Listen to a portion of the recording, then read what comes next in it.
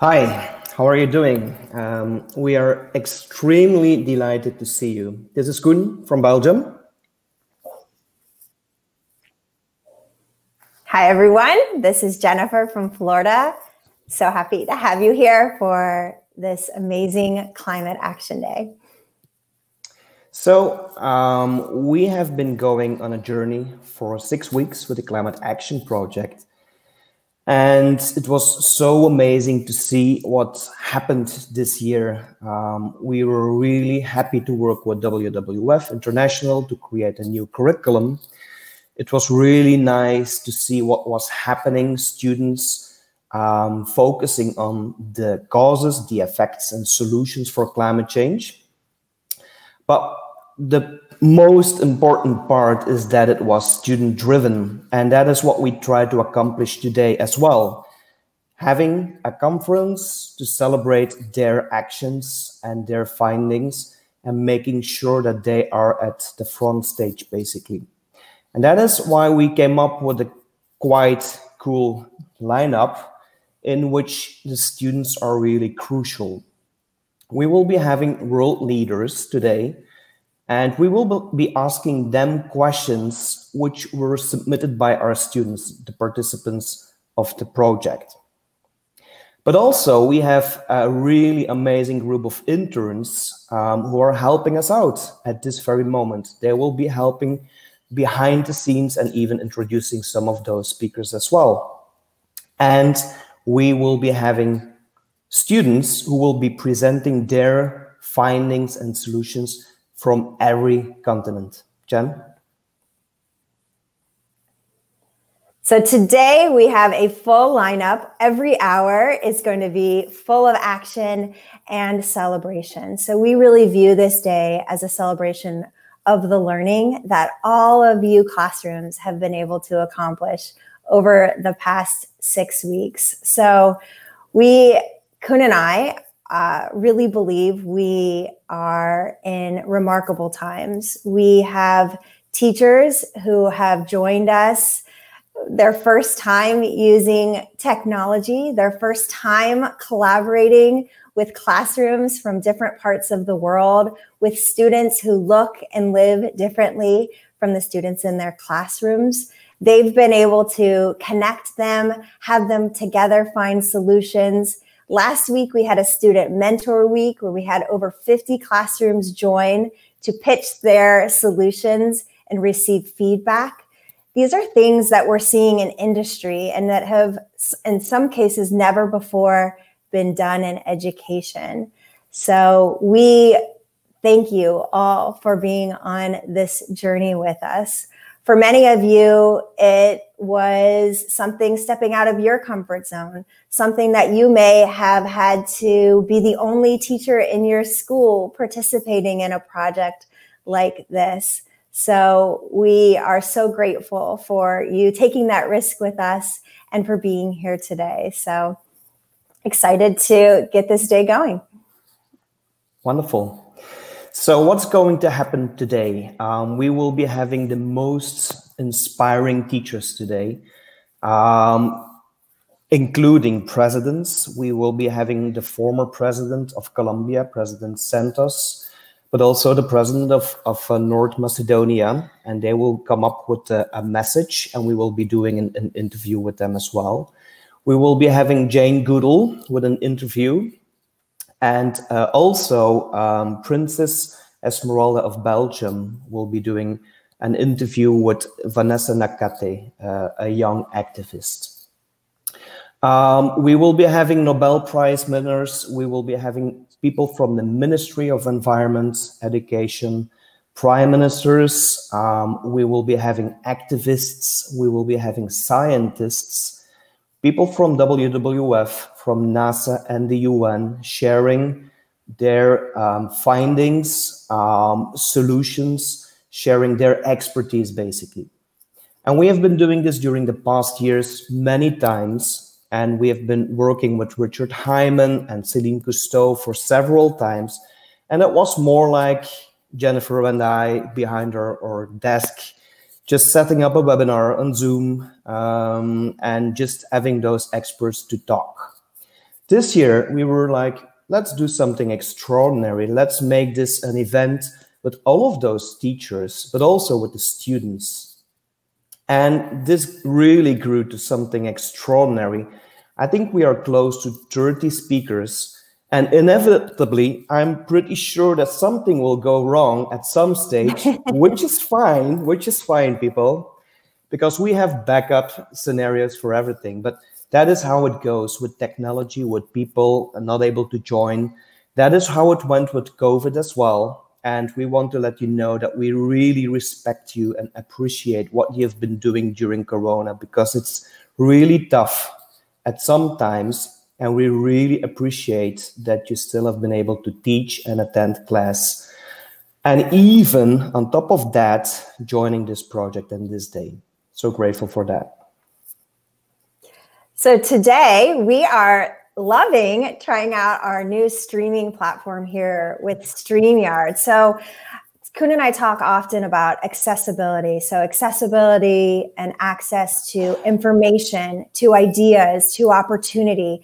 And it was so important to us that every student anywhere on our planet could have access to these incredible speakers. So we are streaming and broadcasting out to Facebook, to Twitter, to YouTube Live. So we are trying to be anywhere and everywhere where our teachers are so they can join in today. We'll be having people start at the very beginning now and staying with us through the end.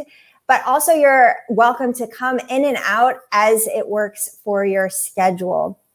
If your students are working remotely and they're not at home, please feel free to share the YouTube Live link with them and they can join with their families and hear about what our experts from different governments and different organizations will be sharing.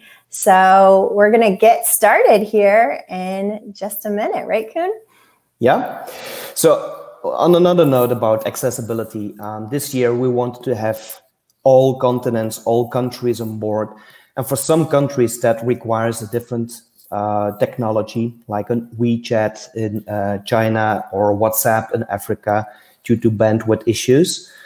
And also language. We found out that especially in Latin America, we need to make sure that people are guided in Spanish. And that's why we will translate this webinar synchronously with two translators. And that will be more like the 2 last hours of this day. Language is key, and we are so grateful for all of our facilitators and ambassadors because they guided all of those teachers during the project in their own language. Teachers have been guided in 15 different languages, and that's the same amount as we translated our curriculum into. Curriculum which is available for free. Today we will be speaking about several of our initiatives like Plant At, a global tree planting, but also In the Air. You will even be able to send a message to space, and we will be mentioning how to generate a certificate by the end of this day as well. And now we will go to London, to the UK, because somebody is waiting for us with a very special message. And this message, the extraordinary part is that it was created especially for you, for the students and the teachers. Here is it. My name is David Attenborough, and I am 94 years old.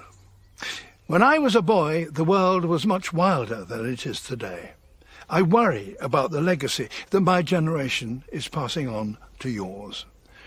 The destruction of nature that I've witnessed in my lifetime is starting to erode all the things we rely upon for society to function. Clean air, water, food, and a stable climate. When you look at the scale of the problems that we face, it's easy to become downhearted. But do you know what gives me the greatest hope? It's you. Young people. Your actions are already making people sit up and listen. And the choices you make now and in the future are key to putting us back on the path to recovery. Start today in your community, your school, your home. Together, we can create a wilder world. Just imagine that.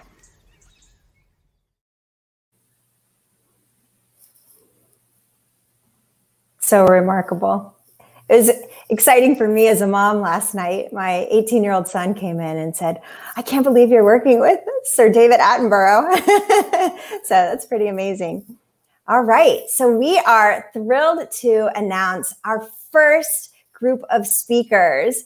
And this is a group of students coming from Keystone Academy in Beijing. They're joined by their teacher, Ruben Bathgate, a 4th grade teacher there. They've been working very hard to prepare this session for you all today. So we will turn it over to them. And there we go. Oh, we're on the backup. Okay. We're going to go. So if we have audio here, excellent. And I'll screen share here. Get your slides up.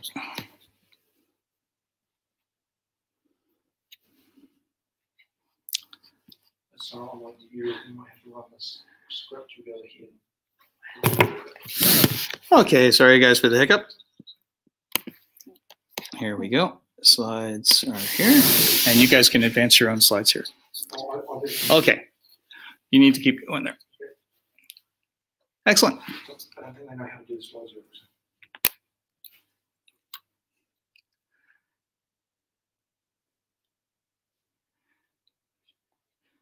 So we'll see if they can cut in the slides. They should have them shared. I see you guys on camera still. So I think we're sharing the slides.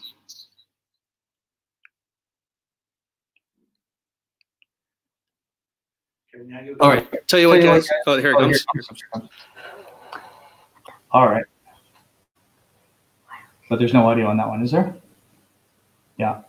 So I think the one with the green behind them has the video plus their audio. And I think it's sharing the desktop with their slides.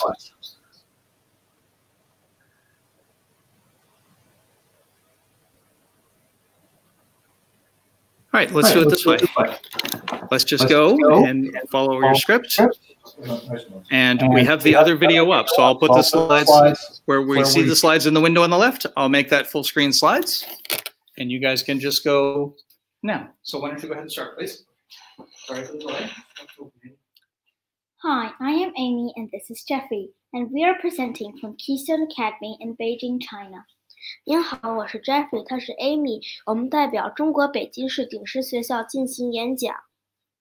We are very excited and proud to be a part of the Global Climate Change Action Project. 能够成为全球气候变化行动项目的一员，我们感到非常兴奋和自豪。We have 8 classes of grade 4 students here at Keystone Academy, and we have been working on the project in both English and Chinese. 北京市鼎师学校有8个4年级的班级，同时进行全球气候变化行动的中英文学习。We started by exploring the definition of climate change. 我们首先探讨了气候变化的定义。We came up with climate change is a long-term shift in global or regional climate patterns. It is a change in the usual weather found in a place. This could be a change in average temperature or a change in how much rain an area usually gets in a year. 我们得出的结论是，气候变化是全球或区域气候模式的长期气候变动，是指某一地点日常天气的变化情况。这可能是平均气温的变化，也可能是一个地区一年中通常降雨量的变化。Then we started thinking about personal connections to climate change, what it meant to us, and how it affected our home city of Beijing. 同时，我们开始思考个人与气候变化的关系，它对我们的意义，以及它如何影响我们的家乡北京。We discovered that Beijing's annual average temperature has increased by over 1 degree Celsius in the past 30 years, and seasonal patterns have changed, affecting the structure and function of local ecosystems. 我们发现，近30年来，北京的年平均气温上升了1摄氏度以上，季节规律发生了变化，影响了当地生态系统的结构和功能。We asked, what can we do? Even though we are only kids, we know that if we each commit to one small action, together we can make a difference. 面对上面情况，我们能做什么呢？虽然我们只是小学生，但我们知道，如果我们每个人都承诺采取一个小行动，我们就能一起改变现状。We decided to look at our school first, and this is what we found. 我们决定先从学校开始，探索我们可以做什么来改变，这就是我们的发现。Our school cafeterias do not serve meat on Mondays. We call it Meatless Monday. They do this because factory farming of animals accounts for 1/3 of carbon emissions annually. This is one small action that we can take to make a positive impact. 我们学校的食堂周一不提供肉食，我们称之为素食日周一。这样安排是因为工厂化养殖的动物占每年碳排放量的1/3，这是我们可以采取的一个小行动，以产生积极的影响。We have paper recycling bins beside our printers and in all our classrooms. 我们的打印机旁和所有教室里都有纸张回收箱。We have a large greenhouse on our campus that our teachers use in a number of ways, including ideas from sustainability and combating climate change.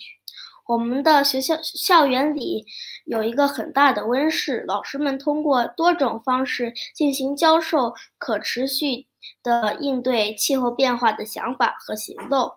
For many students, walking through these gardens is the first time that they are seeing food being grown. 对于很多学生来说，第一次走进温室是看到植物的种植和生长。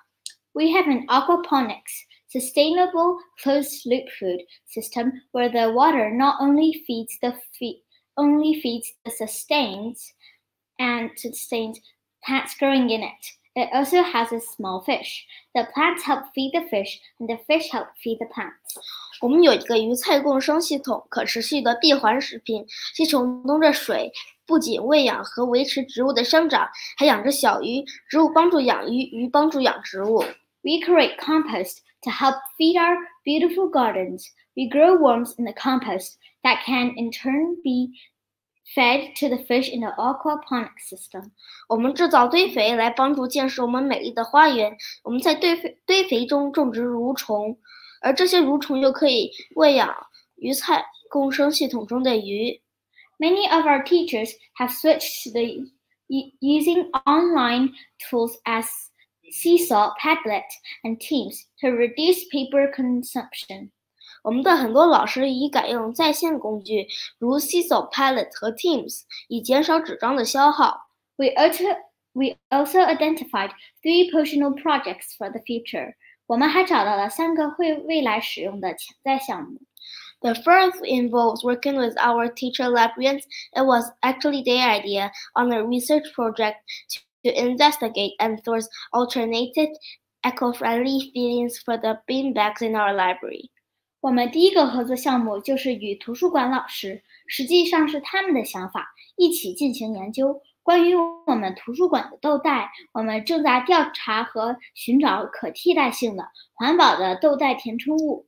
The second involves working across many subjects and departments in our school to research the viability and effect of installing solar electricity panels on our school's roofs.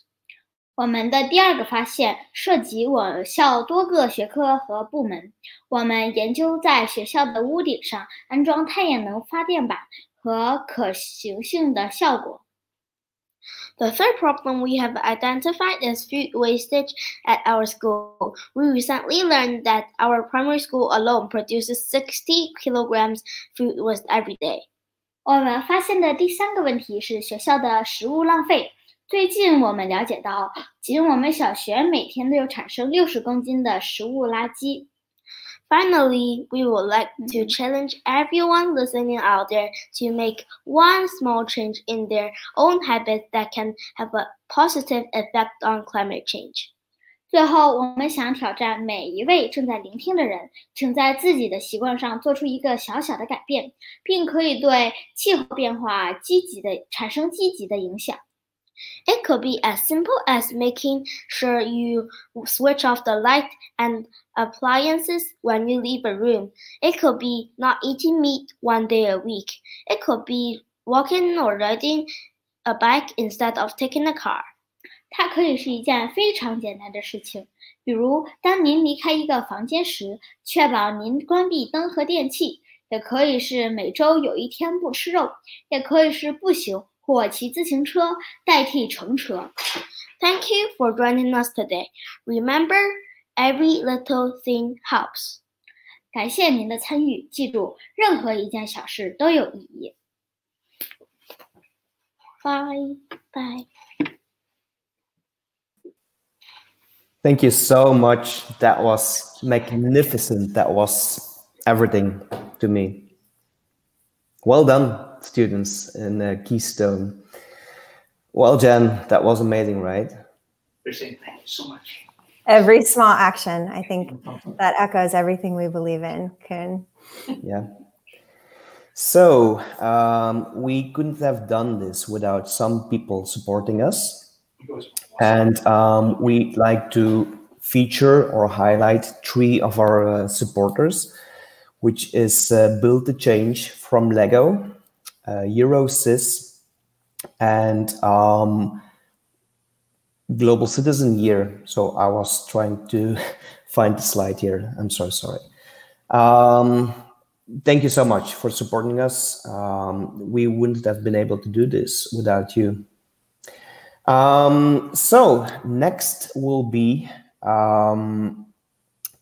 a message from Joaquin Boston, from the chairman from Antraps. And after we will be showing a video, a message from Florica Fink-Hoyer, and she's the Director General from the Directorate General for Environment of the European Commission. So the European Commission. Let's listen to their messages as part of this project as well.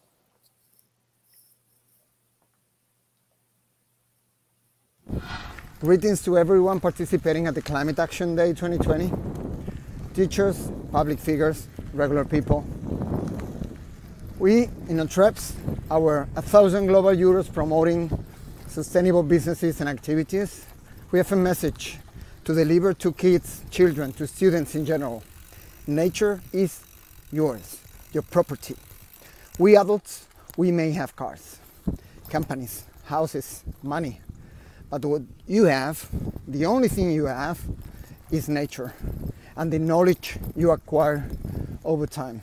So stop us, adults, today, your parents, your grandparents, their friends, from damaging nature. Climate action is necessary because climate change is a reality. This nice spot you see all around, it will not exist in 10 years from now. So support plants, trees and animals. They don't damage nature. Bye.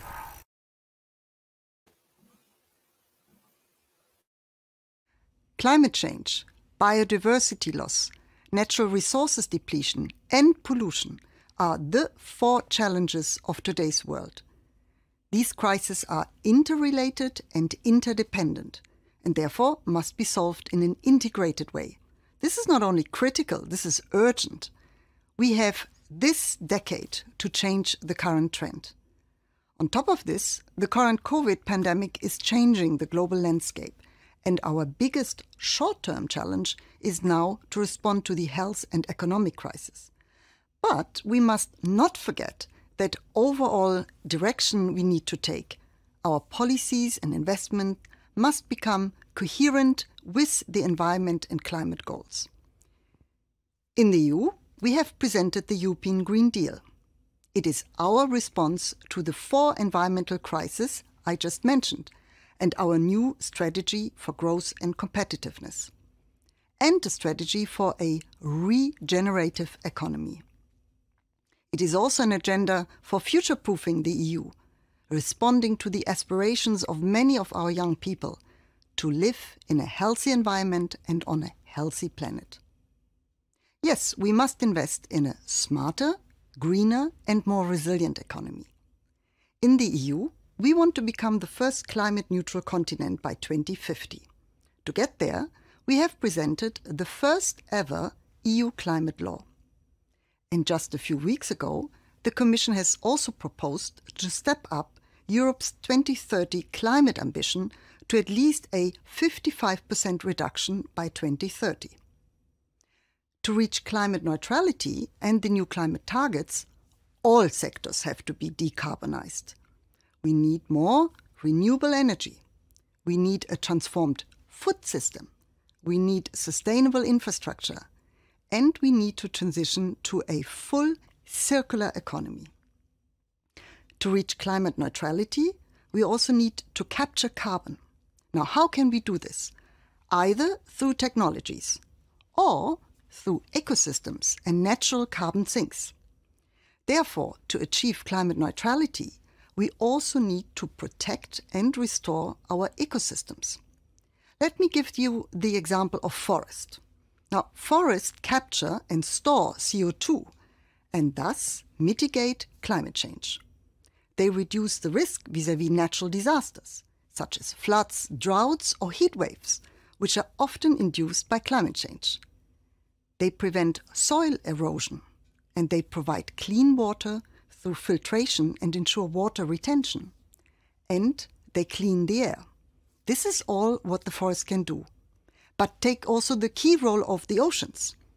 Did you know that oceans are absorbing more than a third of the carbon we are emitting? So that means climate and biodiversity action must go hand in hand. Investing in nature-based solutions will deliver multiple benefits. We will not solve climate change if we do not solve at the same time the ecosystems and biodiversity crisis. These are two sides of the same coin. But this is not only about ecosystems and species. It is also implying a radical and very urgent change in our production, but also more informed and conscious consumption patterns in our economy and even our behavior and even our lifestyles. The way we consume, eat, move, all towards more circularity and, as I said, a regenerative growth. This necessary transition is both a huge challenge, but it's also a huge opportunity. We can halt biodiversity loss. We can bring back planetary health if we act now. So such a change will not be easy, but it is crucial. We must all take concrete actions at all levels, in the public and private sector, but also each and every one of us in our individual choices. And this is why I thank you for your invitation to participate as Director General of the European Commission's Department of Environment in this journey, our common journey towards Climate Action Day. We need concrete action, and we need the involvement of youth to design the solutions for the future. So let us all act now. Next up, I'm pleased to announce we have a video message from Dr. Shashi Tharoor, who is an Indian politician and diplomat currently serving as a Member of Parliament in Lok Sabha. Previously, he held the post of Under Secretary General of the United Nations, as well as a number of other high-ranking officers. Hello, everyone. I'm Shashi Tharoor, and I'm delighted to speak alongside such distinguished figures, including friends from my UN days in Dr. Jane Goodall and President Mary Robinson, for the Climate Action Project on the occasion of Climate Action Day today. This day marks our continuing efforts to meet Goal 13 of the Sustainable Development Goals, which were agreed upon in 2015 at the United Nations by all the member states in the world. I spent 29 years in the UN, but I've been gone for a while, and I was there when they adopted the Millennium Development Goals, a precursor of the SDGs, which have taken over since 2015. And I think that's particularly inspiring that your movement is strongly led by students and teachers, because it's clear that education is the only path to a truly society-wide movement to end harmful climate emissions. India suffers hugely from the problems of climate change. Air pollution has been a particular concern of mine. I've led roundtable discussions with stakeholders and experts on how to tackle air pollution for the last 3 years. In addition, climate events that are taking place will probably increase both in frequency and intensity if urgent action is not taken. I think we all know how convincing the science is. I won't go over the familiar ground, but behind the science are stories of drastic human suffering. Farmers in distress in India committing suicide as crops fail. Ordinary Indians losing their livelihoods because of cyclones. Relatively poor people finding their homes and their life savings destroyed in mudslides. All of these things happen because of climate change. And extreme rises in temperature cause heat stress. A loss in productivity by 2030 could be equivalent to losing 34 million jobs in a country where unemployment is already at record highs. Now, to be sure, India's per capita contribution to global emissions isn't all that bad. If you look at it in terms of our population, it's well below China and the US, which each contribute about 20% or more than 20% of global emissions. India is still under 5%, and we've made strides in recent years. But we still have a lot of unclean energy being generated. It is said that 68% of emissions in India come from unclean sources like coal-fired thermal plants.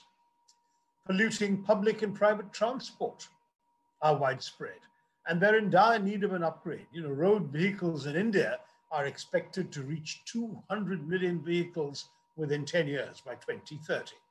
And they already contribute to a third of particulate air pollution. And I have been saying, and I've said it in Parliament, we really don't have meaningful nationwide climate legislation to actually adopt and implement an actionable climate action plan. Now, identifying these problems is only the first step to resolving them. India and the world must move, and I believe India is moving towards a better future. For example, according to non-governmental sources, if we continue with our present efforts and plans, as much as 49% of Indian energy might be renewable by 2040. This Climate Action Day, let me say to everyone listening, we mustn't forget that climate change harms every person on this planet, directly or indirectly. It's an issue that crosses boundaries of nationality and class, of religion and gender, but it burdens the poor most onerously.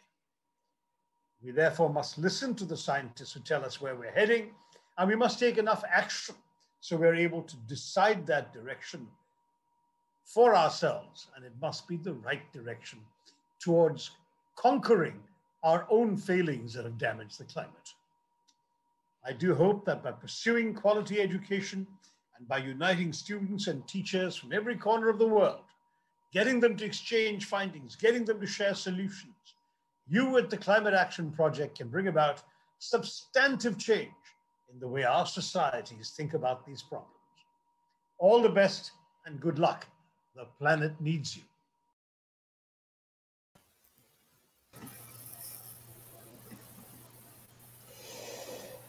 That was wonderful.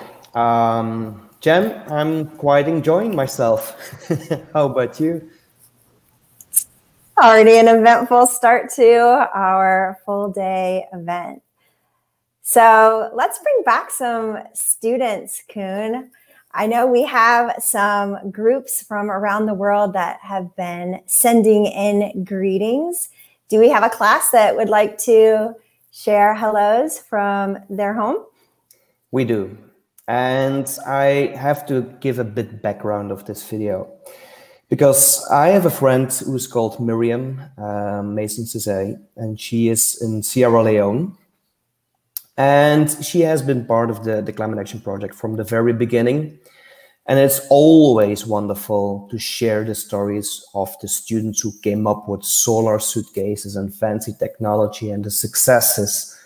But this particular group, they had perceiving climate change with floodings and Sierra Leone is a poor country. And during our first project in 2017, 2 of the students died during this project.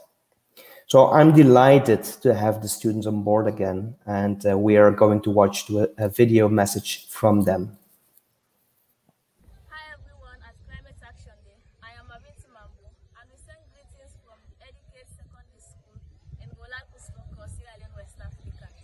We've enjoyed participating in the Climate Action Project, and one of our favorite experiences during the project was exploring the community, trying to find solutions to the problem. Hope you all have a wonderful day today and enjoy learning about Climate Action Project with global leaders and experts.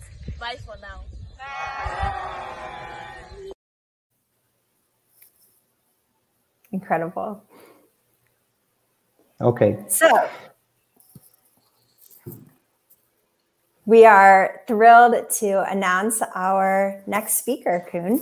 So Professor Colleen Vogel is a climatologist who has specialized in researching climate change, vulnerability, and adaptation, especially as it relates to disaster risk reduction. Notably, she has worked on the 4th IPCC assessment report, for which the author team was awarded a Nobel Peace Prize. Previously, Professor Vogel served as chair of the International Human Dimensions Program and received the Boutoni Award for her efforts to spread awareness of climate change and the science of climate adaptation. Professor Vogel, we are thrilled to welcome you here today and cannot wait to hear your message. You all hear me? I hope I'm connected. You sound great. Okay, thank you. So I've shared my screen. You should have the first slide. I hope you do. The climate story. Multiple voices matter. Do you have that? We do. Yes, thank you. Perfect. Is it there? So I can continue? Yes, we can see the slide. Yeah, thank you. Thank you so much. I'm really very honored and feel very privileged to be here today. And I hope what I can share with you will be of some value.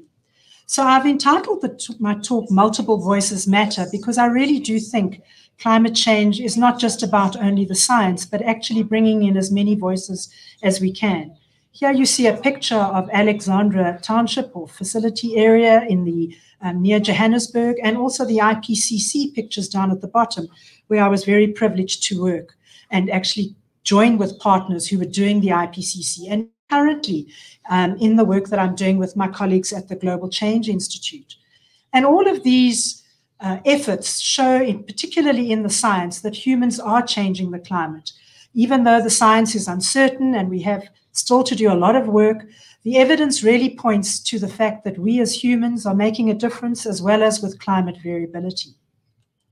And this climate is having an expression, particularly for us who live in Africa, in particular over in terms of heat generation, the warming of the system, the huge storms that we might be getting in terms of their magnitude. And we've just heard from Sierra Leone that that could be an issue from our colleagues there.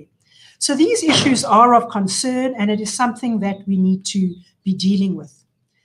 The approach that I use, I was asked to share some of the work that I do. We use an approach called the transdisciplinary approach, which essentially just is a humble approach of where you try and listen to others who have other knowledges. And so at the university, in the Global Change Institute, we try and bring our science outside into the world and work and engage with people outside. And then we also take the inside out and then bring the voices from the outside in. And this has been very rewarding.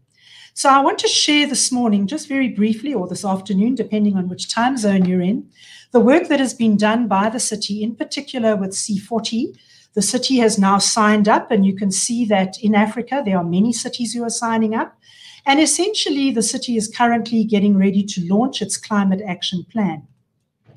But the most exciting process of this, and this is really my take-home message, is that we've been engaging with the youth in this process. And after 5 years of engagement with the city, I was able to open up a space for the youth in the city, and this has been a phenomenal journey.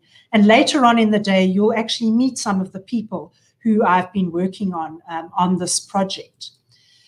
The group that we've been working with is the South African International Affairs Program, SIA, and they've been doing a number of youth activities, which I'm sure resonate with many of you from your efforts that you're doing around the world. People working with different youth leaders, working with different schools, working with university graduates, etc. And the whole idea is to use the city of Johannesburg, if you like, as a mini experiment so that we can see if we can try and clip different efforts together across the country into a youth climate action plan. So the voice of the youth, not some professor, not some business person, but the actual youth talking about their vision. And we've been very, very fortunate to have the city grant us space in the document. And many of the young people have been working furiously during lockdown. And they've raised up a couple of principles, which I think are really interesting, and which, by the way, the city were blown away by because they said, gosh, we need to learn more about these. So the city and the youth in particular profiled intersectionality, which basically just means we need multiple voices coming into the room from different dimensions, systematic change, community-focused efforts, just transition, and other issues. Linked to that work, we've had another initiative that we've also been engaging with from the university and with colleagues in the university and with other voices, because remember, I'm trying to show the value that your voice matters. Never think that you don't have agency. And we've been working with the Climate Justice Charter led by my colleague, Professor Vishwas Satka. And what that has done is trying to bring the voice of many people who wouldn't normally come into these spaces. For example, here you have a drought speak out that we ran as part of, and in fact, Vishwas organized and did it with all his partners to bring in the voice of the people. We've been suffering from droughts. COVID has enhanced this. Let's hear from the civic unions, the trade unions, civic society, gender-based activists, etc. And so over a number of years, this has now been bedded down into a document, which is apparently now being released or doing the rounds in Parliament. And so, again, the youth have been actively involved in this initiative in South Africa, and I'm just profiling the wonderful work that they've been doing. But as I draw to a close, my work in climate change has been driven both by understanding the science, the hard science, if you like, but also what is called sometimes the softer science. And I don't think it is the softer science. I think it's really the really critical science as well with the hard science. And that is talking about transformations, trying to shift us so that we're ready for the future. So here you see a diagram that's built on the work of my colleague from Norway, Karen O'Brien and Linda Signer, and one of my students, Simone Smith, tried to develop it here in South Africa, where you try and bring all the different relevant parts together: environmental values, social structures, individual agency, youth engagement, and transformative change. So as I close and as I leave you, I just want to urge you to carry on as younger people being these fantastic agents of change. I'd like to commend the young people that I've been working with, particularly in the city of Johannesburg, and all the city officials who've enabled us to start a conversation. But I want to leave with you 3 areas where I think we need to be focusing on if we're going to really solve climate change. That is not only hardware, we need the hard science, we need the technologies, the AI, and all of those solutions. But we really need not just brainware, we need heartware. We need to get to the heart of this issue. And I think COVID and even the US elections going on at the moment are pointing to that kind of moral hardware stuff, if you like, that we really need to do. So how do we motivate for long-term collective change? And then how do we use other sources that we might not be using? For example, the arts, the social media, and young people are so brilliant in that with all your entrepreneurial abilities. So with that, I want to thank you all so much. It's been such an honor and a privilege to work with the younger, inspired, young, creative people I've been working with. And I hope that the Johannesburg case, we can link up with other cities, both in South Africa and elsewhere, and start a wonderful conversation and a movement for change. Thank you for enabling me to be part of this wonderful process. Thank you very much. Thank you, Professor Vogel. We have just been so thrilled to follow you and your work, and are honored to have you with us today. So, and thanks to Marge. Hi. We'll see Marge and her students very soon. Thank you very much. All right. So I'd love to take this moment to introduce you to Gila Davies, one of our incredible Global Citizen Year interns. And you heard Gila introduce some speakers a little bit earlier, and she's going to be with us all day today.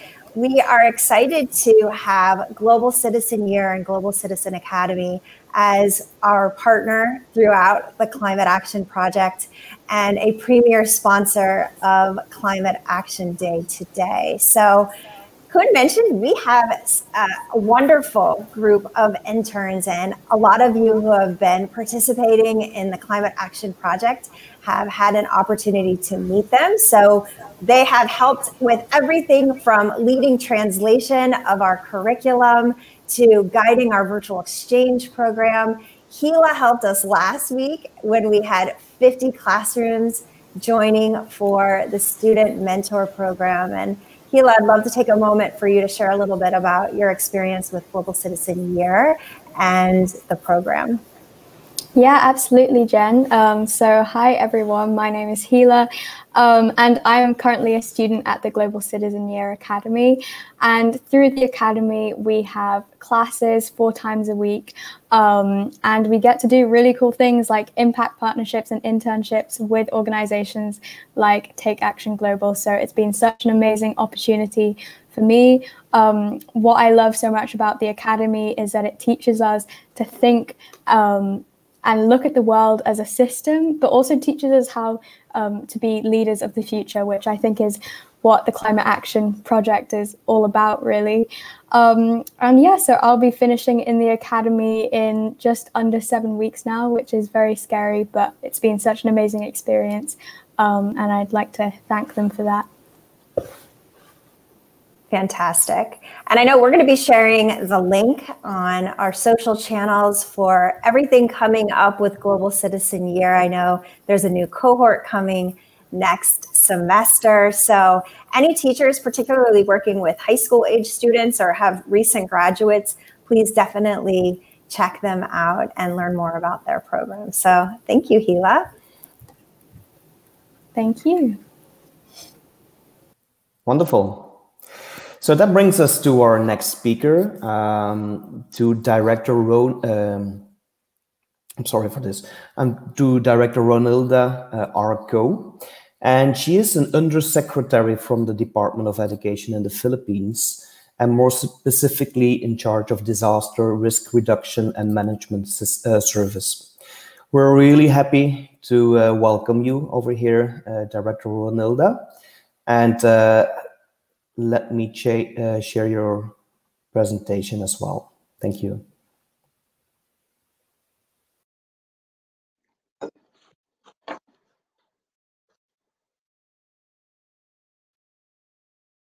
Is my presentation seen already? Yes, we can see your presentation and we can hear you well. Thank you. Yeah. On behalf of the Secretary of the Department of Education, a peaceful day to all of you. In 2013, Super Typhoon Haiyan brought havoc to the Philippines. 4 days ago, on November 1 this year, another super typhoon, international name Goni, struck the country, affecting thousands of individuals and families in this country. As you can see, this is a typhoon that came November 1, and for the education sector, this is actually the damage it has caused up to the moment. We are still gathering, of course, our data, and they are increasing every day. Damage to schools number to more than 1,000 already. And of course, as disasters come, class suspensions and schools used as evacuation centers are normal in the Philippines. We all know, according to the German Watch, that the country is actually 4th among the most affected by disasters. The vulnerability of the education sector can be seen here We have what we call in the Department of Education the Enhanced Basic Education Information System. And yearly, the disaster-related data are actually sent by the schools to the central office. And you can see from here, we have actually more than 47,000 schools in the country. And you can see from here that 93% of our schools experience natural hazards. And of course, we also have human-induced hazards in the country. Here you can see that 84% of the schools are do actually experience tropical cyclones. Our goal of providing quality, accessible, relevant, and liberating education had not changed even in the course of the COVID-19 pandemic. Of course, as our Secretary, Leonor Magtolis-Briones, always say, education must continue. It cannot wait. Even in the midst of crisis, whether it be a calamity, disaster, emergency, or even war. As to our contribution to climate change, the department actually created, and this I think is also cutting edge, as not many countries globally would have a dedicated office in the Department of Education that is in charge actually on the disaster risk reduction, climate change adaptation, and education in emergencies relating to armed conflict. Our office, my office, is mandated to institutionalize a culture of safety at all levels and ensure the learning continuity for learners even in times of disasters. Our vision is a safe and resilient schools, learners, personnel in the midst of natural and human-induced hazards. Our outcomes do include the protection from death and injury of our personnel and learners, learning continuity in the aftermath of a disaster, and of course, protection of education investments. We have adopted what is in the global framework, actually the Global Comprehensive School Safety Framework, but have merged it or combined it with our national framework, and that is having the 4 key thematic areas on prevention and mitigation, preparedness, response, rehabilitation, and recovery. On the other hand, we have the 3 pillars of the Global Comprehensive School Safety Framework, that's safe learning facilities, and these are actually resilient buildings to hazards, building codes, okay, and even provision of temporary learning spaces and learning environments, of course, ensuring learning environments for our children. Pillar 2, which is the school disaster management, speaks of structures. We have a structure from the central office down to the subnational offices, down to the school levels. And also our contingency planning, our public service continuity planning, our drills in cases of hazards, and DRR in education or resilience education, which is actually integration in the curriculum, including training. Here, I would like to underscore our contribution to 13.1. We have a very robust operations and protocols from preparedness to rehabilitation and recovery. We have what we call the Rapid Assessment of Damages Report, which is actually activated within 72 hours in the aftermath, within 72 hours of a disaster. And this SMS reporting is directly from the schools to the central office, and immediately we're able to determine the damages that actually are incurred by our schools and even our personnel, including also non-infrastructure damages. And that's where we actually base our provisions of interventions. A number of them you can see from here, including the psychological first aid for our students, emergency school feeding, aside from, of course, replacement of damages, including replacement or reconstruction of classrooms. In terms of the integration in the curriculum, it is integrated in science, social studies, health, and values education across the grade levels from kinder to grade 12. In fact, we have a separate subject or course for our grades 10 and the senior high school. We enable our children and youth through curricular activities, co-curricular activities. We have what we call as the Youth for Environment in Schools. This is an organization. And then we also have the vegetable gardening, solid waste management, and tree planting under our National Greening Program in the Philippines. We also enable voices and participation of children and youth. We have launched our so-called Greenbit initiative. This is an online environmental journalism training. This is to deepen the understanding of our children in terms of the basics of climate change, as well as what the professor, earlier speakers have already said, looking at ecosystems, the nexus of various disciplines as well, and being able to look at development, scrutinize development in the country through the lens of ecosystems approach.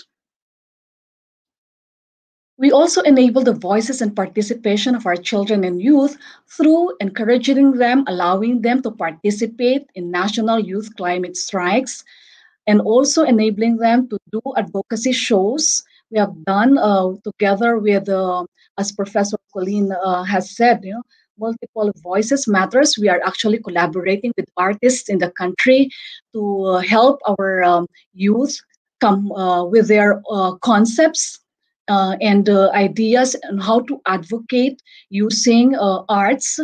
And here they stage a national show actually in the country.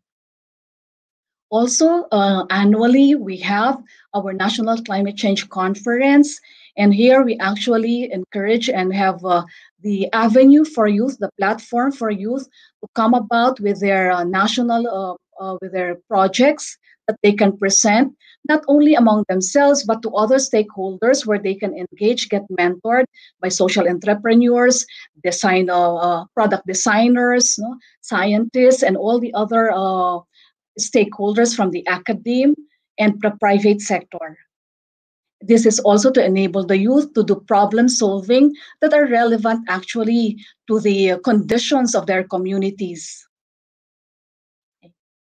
It is our hope that in enabling our youth, the participation, and they are one of the important voices of today's climate crisis, we hope that we do not only treat the youth, as we always say, the youth are the hope of the future. But we say here, the Department of Education says that they're not only the hope of the future, they are here and now, when we have to treat them as here and now, and therefore capable of contributing and shaping the future that we desire, the future that they desire.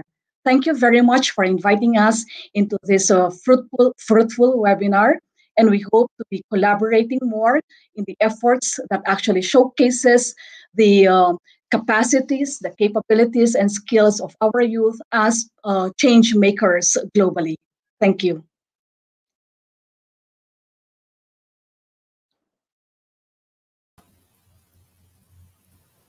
Thank you so much, Director Ronilda. Thank you so much for giving your insights. Thank you.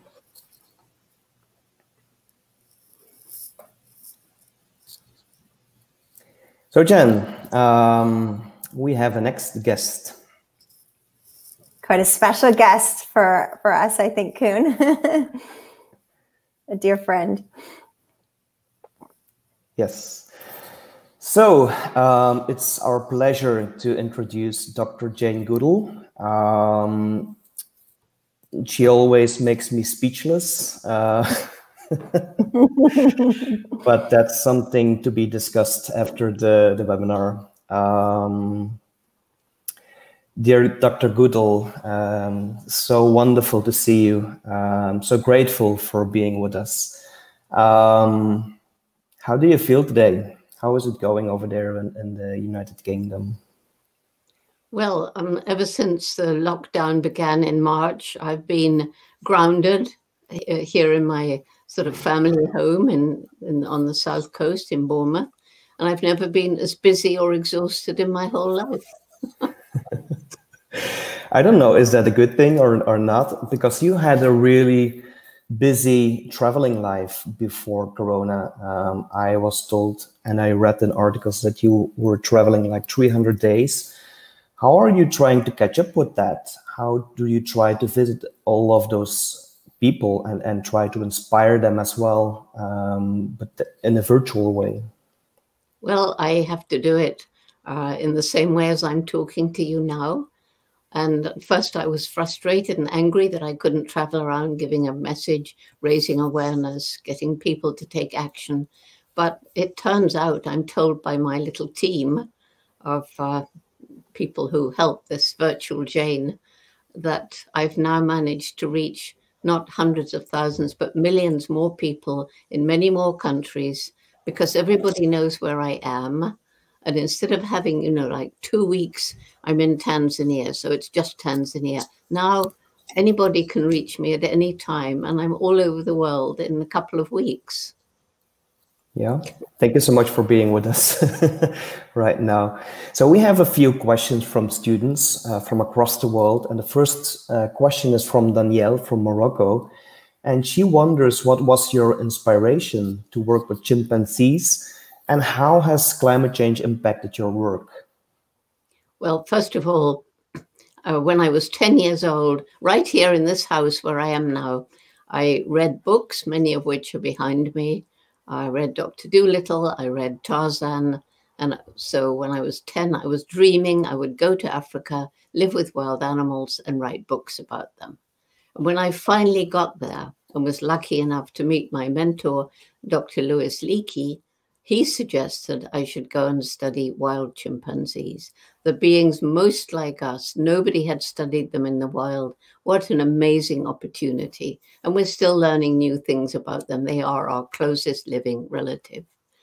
And I think, you know, what I'm doing now in lockdown, I've already explained. I'm just on, you know, staring at a little green spot at the top of the laptop, which is a camera, which incredibly, because of modern technology and social media, takes me all around the world, including to you in Morocco. Wonderful. We also have a question from students in Greece, several students, and they wonder, how do you imagine the Earth in 30 days from now in relation to the problem of climate change? How do I imagine the world in how long from now? 30 years. 30 years. Yes. Well, quite honestly, you know, climate change is totally devastating.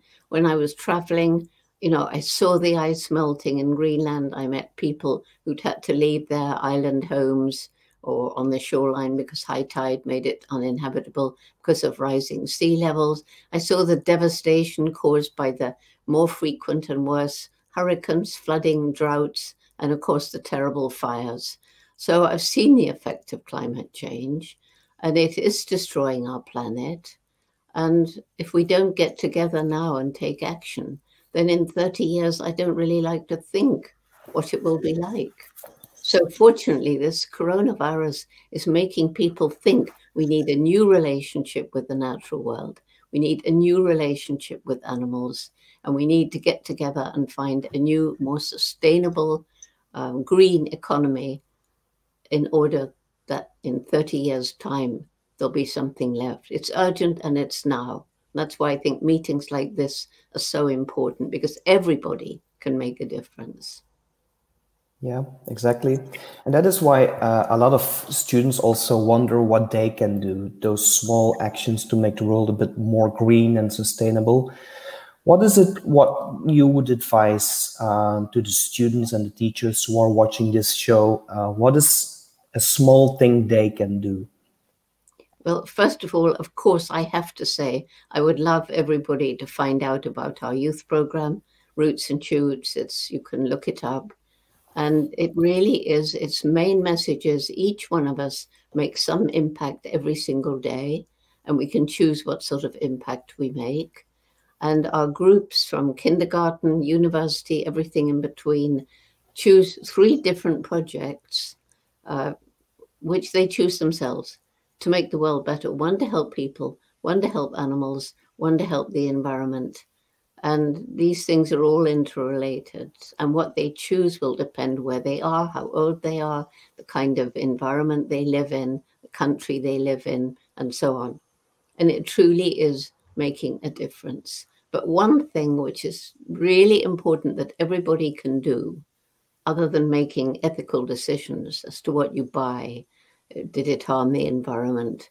Is it cheap because of child slave labor, that sort of thing?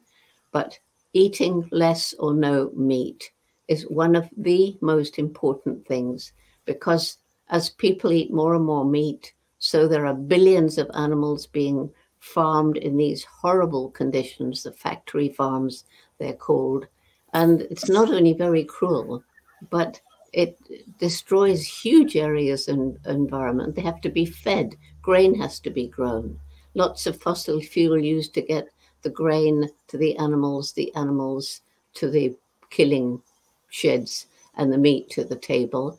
And water getting increasingly scarce in some places. A lot of water is used to change vegetable to animal protein. And everybody knows about controlling emissions from fossil fuel that produce all the CO2. That's this greenhouse gas trapping the heat of the sun, leading to climate change. But another important gas is methane. And that's what all animals produce in their digestion, including us. We're animals too. It's that smelly gas, and that's methane. And so much methane is caused from these intensive farming of animals. Okay. So we have Ines from Portugal, and she wonders why and to what extent climate change affects the chimpanzees beyond the loss of the species. And will it affect the behavior and their culture? And what changes have you been able to experience with the chimps? Well, the chimpanzees, as they live mostly in rainforests, they're one of the last places to be affected by climate change. But even there, we see gradually, because of changing weather patterns, that fruits may, some of their food that they eat gets the cycle gets disrupted. And because the rainfall is disrupted as well. So we get rain when it should be dry. We get dry when it should be wet. And the plants are getting confused. And this is affecting the food source of the chimpanzees. But we haven't yet been at it long enough to see what actual change there is. In some places where chimps live, not in the rainforest, but out in the more open savanna, it's affecting them more. And, so they're sort of, where it gets very, very hot, they're sometimes traveling about feeding in the moonlight, which is something never done before.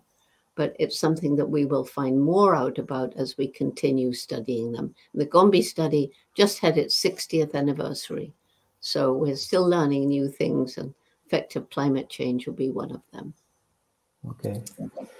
So you mentioned roots and shoots, and I think given the fact that we have so many teachers and students on board who may not know roots and shoots, I'd like to ask you to give them a bit more context about roots and shoots, because we know that this is your little child, and I think that people deserve to know more about it and how they can join as well. Well, if you look up rootsandshoots.org, you find out all about the Roots and Shoots program. And we're working with you, Kuhn, as you know, in Tanzania, setting up these, what are they, virtual labs? Was that what Innovation Lab schools, yeah. That's right, right. Well, we're taking groups of Roots and Shoots children from very often deprived areas, and for the first time, some of them get to use computers, and they are so fascinated, and they're learning so much. And this learning about technology is tied in with taking them into this patch of rainforest near the capital city of Dar es Salaam, so that they can learn more about the forest. And in Kigoma, which is close to where the chimps are, they're learning more about chimpanzees. So what are they doing? Well, Roots and Shoots kids are changing the world. Even in kindergarten, they're growing organic food in the school garden. They're learning about the different animals. They're collecting trash. And it's amazing to see some children in really remote areas. They haven't understood the concept of trash. They don't understand that it can pollute the ocean. And once they know, they're very passionate. So my belief is that young people, when they know the problems and they're empowered to take action when we listen to them, not just marching, but planting trees, collecting trash, older high school, university, devising ways that they can really make a difference. And they're raising money so that they can help victims of hurricanes or earthquakes in other parts of the world. They've been tremendously helpful and raised a lot of money for some devastated communities. And I find that young people, you know, when you let them make choices, they get together, they're very passionate, they discuss a problem, then they decide, I think we can do this. And of course, the younger ones need more advice and guidance, but it's unbelievable what young people are doing and the projects they're working on. And we try and bring them together virtually from around the globe, sometimes face to face, but not now, of course. And they're getting to learn something that's really important, that much more important than the color of your skin, your culture, your religion, what you eat, is the fact we're all human beings. We all cry, we all laugh, and we all have the same emotions. Wonderful. I'm delighted to share that we will show a video today about our school in Pugu we created with Dr. Goodall, and you will be able to see for a few minutes what they've been doing over there. So I'm delighted to share you. Jane, what is your message to world leaders who don't listen to researchers? Well, you know, there are some world leaders that it seems pointless to talk to because they don't listen. They don't want to listen. If they're a sort of normal, ordinary person and not a trumped up, power-hungry individual who only wants money and power, then I talk to them. I think the best way to change people is from inside. If you start arguing and shouting at them and telling them they're bad people, they're not going to listen. But if you can tell a story and reach the heart, then even though they may not seem to pay attention at the time, I've had evidence that things that you say cause them to think in a way they didn't think before. So that's my method anyway, telling stories and advising all our young people not to be aggressive, but lead by example and take action. And then when you meet someone, you can say, well, we're trying to plant trees to match up to this trillion tree challenge that's been issued. It was in Davos this year. And last year, 2019, before lockdown, our Roots and Shoots from around the world together planted 5 million trees. And they were planning to plant more this year, but of course these school activities are being cancelled. But even so, things like that, where young people from around the world get together to have some kind of campaign, it's very encouraging and rewarding. So the message is, get involved, take action, join some kind of group, and just remember, never forget, every day you live, you make some kind of impact. And when you go to bed at night and think back over your day, did you do anything that made the world a little bit better? Or didn't you bother? Or heaven forbid you did something which made it worse? And that includes how you relate to people. Do you make them smile or frown or cry? That makes a difference too, because changing the mood of other people, giving people hope for the future, that's really what counts today. Thank you so much for these nice words and your message of hope. Dr. Jane Goodall, last time we met, we were able to give each other a hug. Yes. Hopefully that time will come back very soon. We can blow kisses. Yeah, will reach you across the ether. Yes. So I'm now blowing kisses to everybody from around the world who's watching. Lots and lots and lots of kisses from Dr. Jane to all of you. Thank you so much. Bye-bye. Bye-bye. Wonderful. What an inspiring moment. So thank you so much, Jane. Our next two speakers, because we will combine two speakers today, will be Princess Esmeralda of Belgium and also Vanessa Nakate.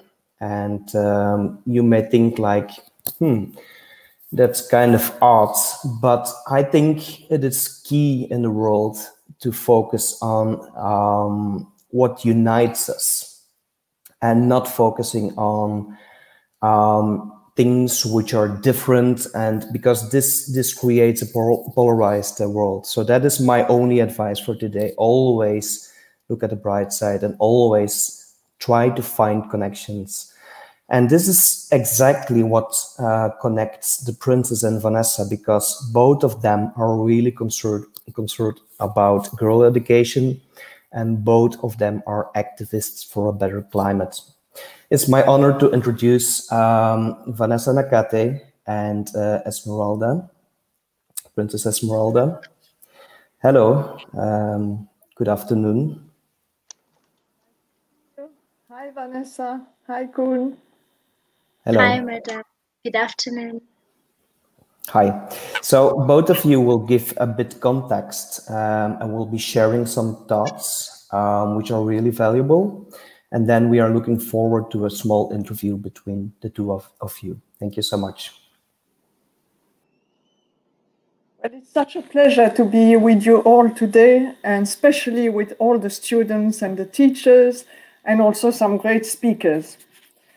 We are facing a climate emergency and a dramatic loss of biodiversity.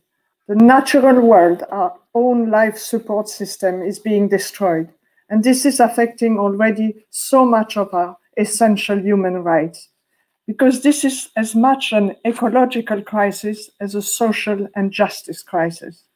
So I thought I would share a few thoughts about what I think brought us here. And this is greed and arrogance. The arrogance of human beings who have always considered themselves above nature and not part of it, entitled to plunder indefinitely and with impunity its resources while poisoning lands and oceans with plastic and chemicals. This undermining the balance of interconnected ecosystem, which could lead us to the collapse of human civilization. But also the arrogance of the Western countries who built their prosperity during colonization with the wealth and labor from Africa and the global South, and who continue today to acquire huge profits through multinational of mining and oil companies, ravaging our environment, while not assuming their responsibility to help poor countries to adapt to the climate crisis, to which they have least contributed and are most affected. The arrogance also of men who don't include women at the highest level of climate policies, when they are the most vulnerable to the effects of extreme weather events due to the role society have assigned to them as collectors of food and water, for example. But equally importantly, women are predominantly the ones providing solutions thanks to their skills and knowledge of capacity building and recovery. The arrogance also of adults who don't want to listen to the children around the world who are crying for fear for their future and angry for the lack of reaction and action from our leaders. And finally, the arrogance of the so-called civilized societies who are dismissing the knowledge and wisdom of indigenous people. These might be only 5% of the world population, but they are protecting 80% of our biodiversity. They are the best custodians of our forests, the two largest rainforests on the globe, the Amazon and the Congo Basin, as well as so many other wild places. They have lived for millennia in harmony with nature, living sustainably and protecting it. But they are paying a very high price. They are displaced, arrested, and often killed. Their rights are constantly violated, whether it is by illegal loggers or miners, multinational companies, and even sometimes by green projects. We have to defend the defenders and listen to their message. As stated by Nemonte Nenquimo from the Waorani nation in Ecuador, the earth does not expect you to save her. She expects you to respect her. And we indigenous people expect the same. So I really believe there is hope and so many opportunities to change the paradigm. Our economic and political model has failed. We are on the edge of socially and environmentally catastrophe. We need another vision which can reconcile the economy with more equality, justice, and our environment protection, in which we can prosper interconnected with one another as humans, as Dr. Jane Goodall said, and with nature. And this conversation has to start in schools because education has such a fundamental role to play, as this climate action project is showing so clearly today. And let me stress to finish that this so exciting and so hopeful challenge. With imagination and will, we can create a much better, fairer, healthier, and sustainable world with all of you.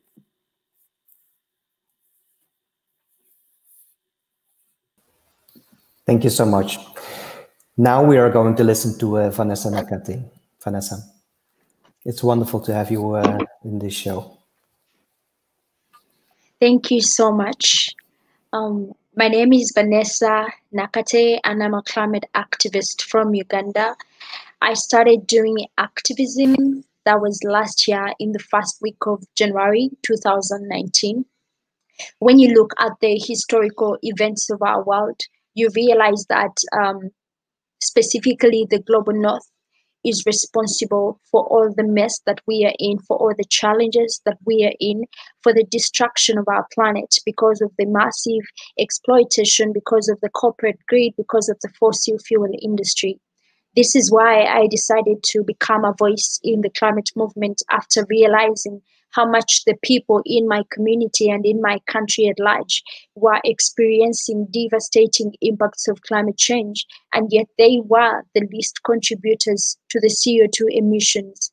Climate change puts a great threat on food security, on water security, on peace in my community, and especially on the gender equality in my country. As you have listened to Madame Esmeralda saying that girls and women are the most affected in the face of climate disasters. I started a project to help drive transition in my community because I wanted to do more than climate strikes. I wanted to drive action in the rural communities by providing solar panels and eco-friendly stoves in schools. And I did this so that communities can get to transition to renewable energy. We talk about all these technological solutions, but then we never put into consideration the fact that many communities cannot afford them or even access them. So through this project, we make the solar systems available to the schools and the eco-friendly stoves. In my country, literally every school uses firewood for preparation of food for the students, and they cannot stop using the firewood because the students would go hungry. So with this stove, it's an alternative to reducing the amount of firewood that is used by the schools, and also to educate the students, the teachers, and the parents about climate education, about the planet, about their role in fighting for a future that is livable and habitable for all of us. And through this project, I hope to see that many girls and women are empowered, many girls are educated. I believe that educating girls is one of the most important solutions that we need in fighting the climate crisis, because realizing that the climate crisis exacerbates the already existing gender inequalities in our communities, in our countries, in this world. I believe this is a solution that environmental circles do not talk about, and yet we need to talk about it.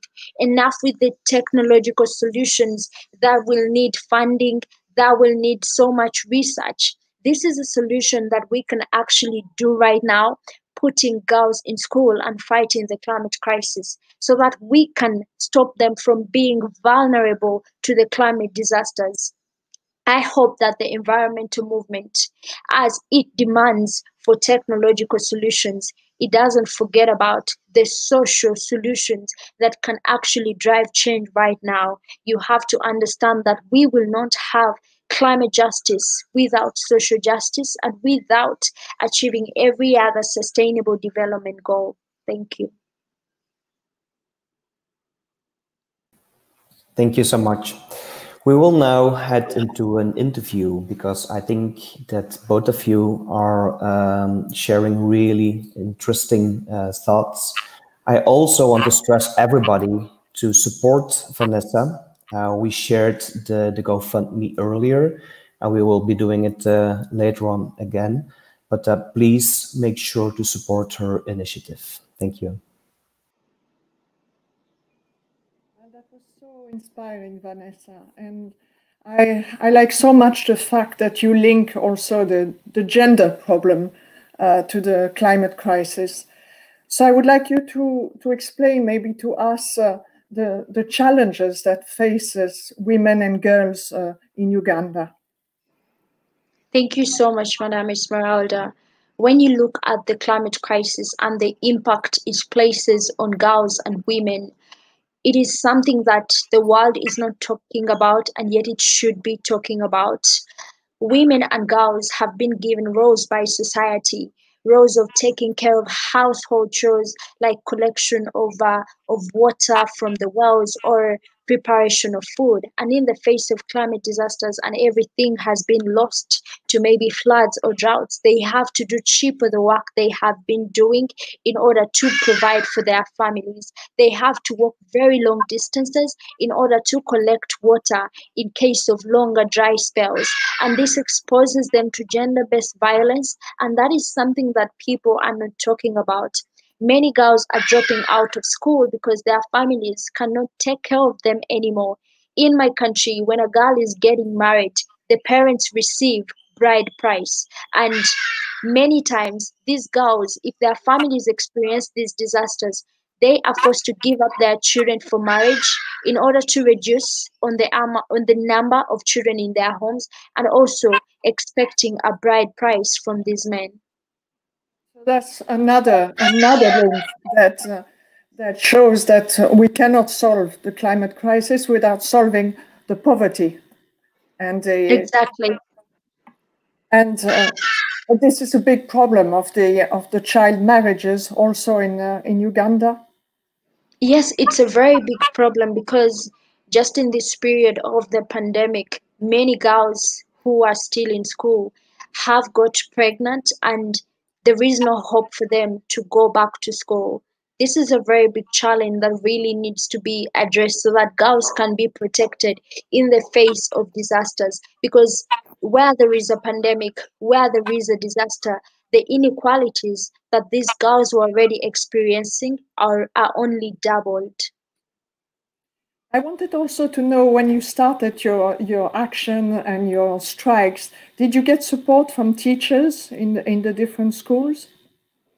Well, of course, when I started the strikes, honestly, the support wasn't there. Not from family, not from school, not from the country itself. Because in school, there is a way they expect a girl to behave.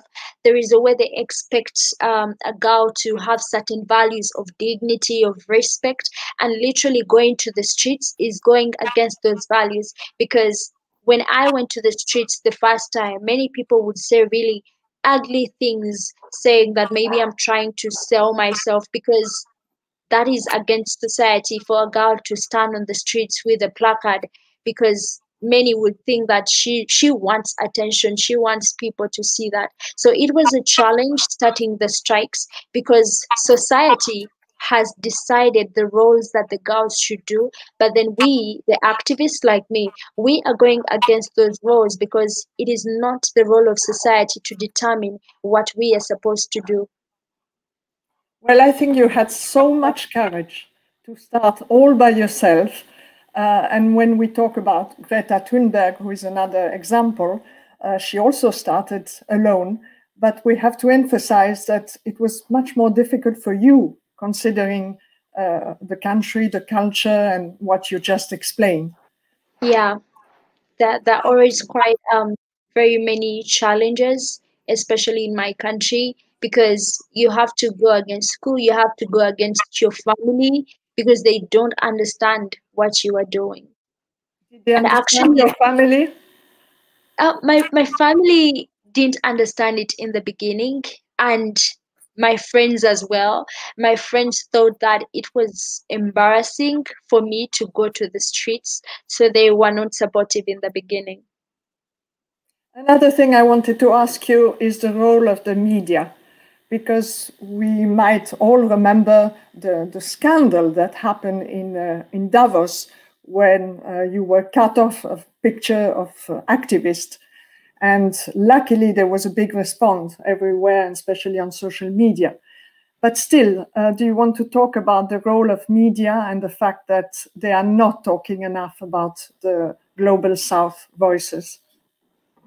Well, I think media has a very big role to play because many people are not aware about the climate crisis, especially in the Global South, and media can help in that. But media isn't doing that. Media is raising voices and stories from the Global South, and this is hurting the climate movement because we cannot get the climate justice that we need if we do not include every voice.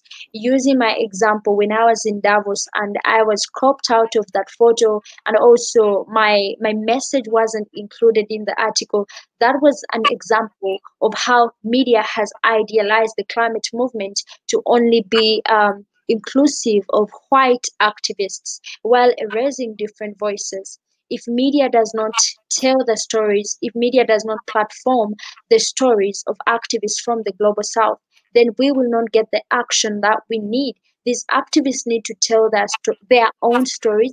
They need to be listened to. They need to be put on the front line. It is very sad to know that the Global South is on the front line of the climate crisis, but it is not on the front page. And this is something that media has to change. I think that's a very important message, and thank you for emphasizing that.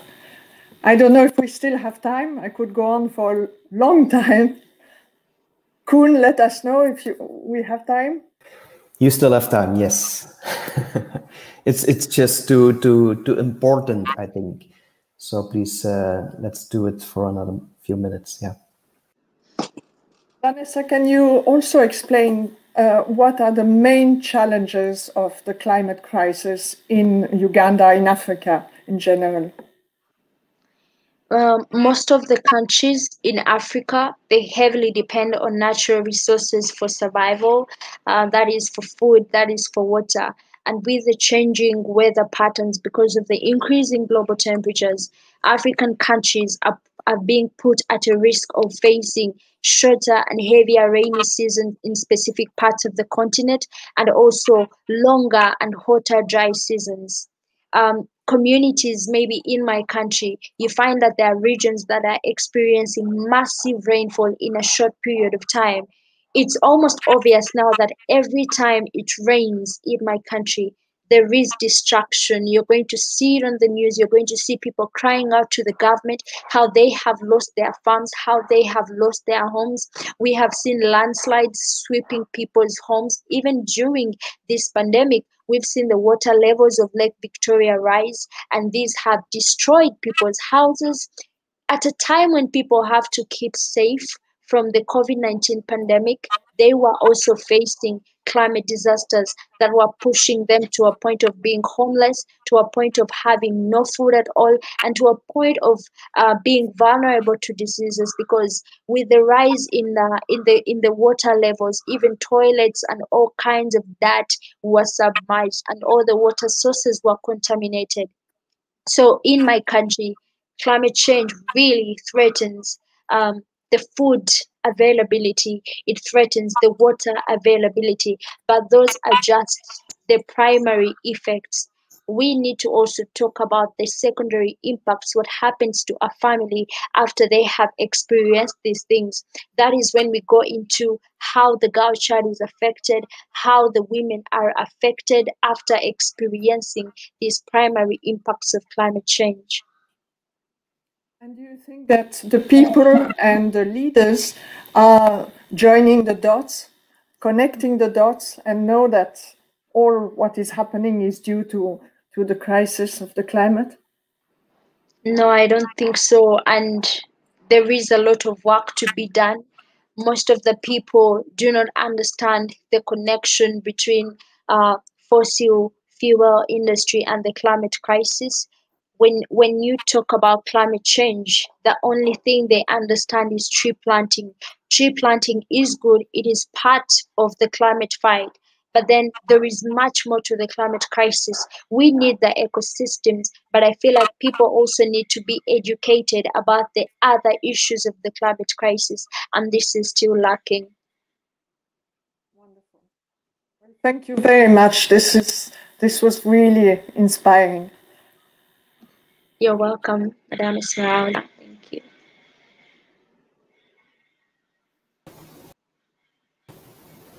Thank you so much, Ms. Nakate and Madame. That was incredibly inspiring as a young woman and an aspiring climate activist, especially that message of that we can't have environmental justice without social justice.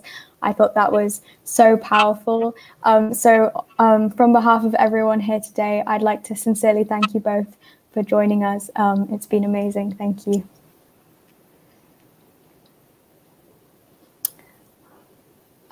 Next up, we will have a video message from President Stevo Pendarovsky, the 5th President of North Macedonia. He is a member of the Social Democratic Union and was inaugurated in 2019. But first, a couple words from Jen and Koen.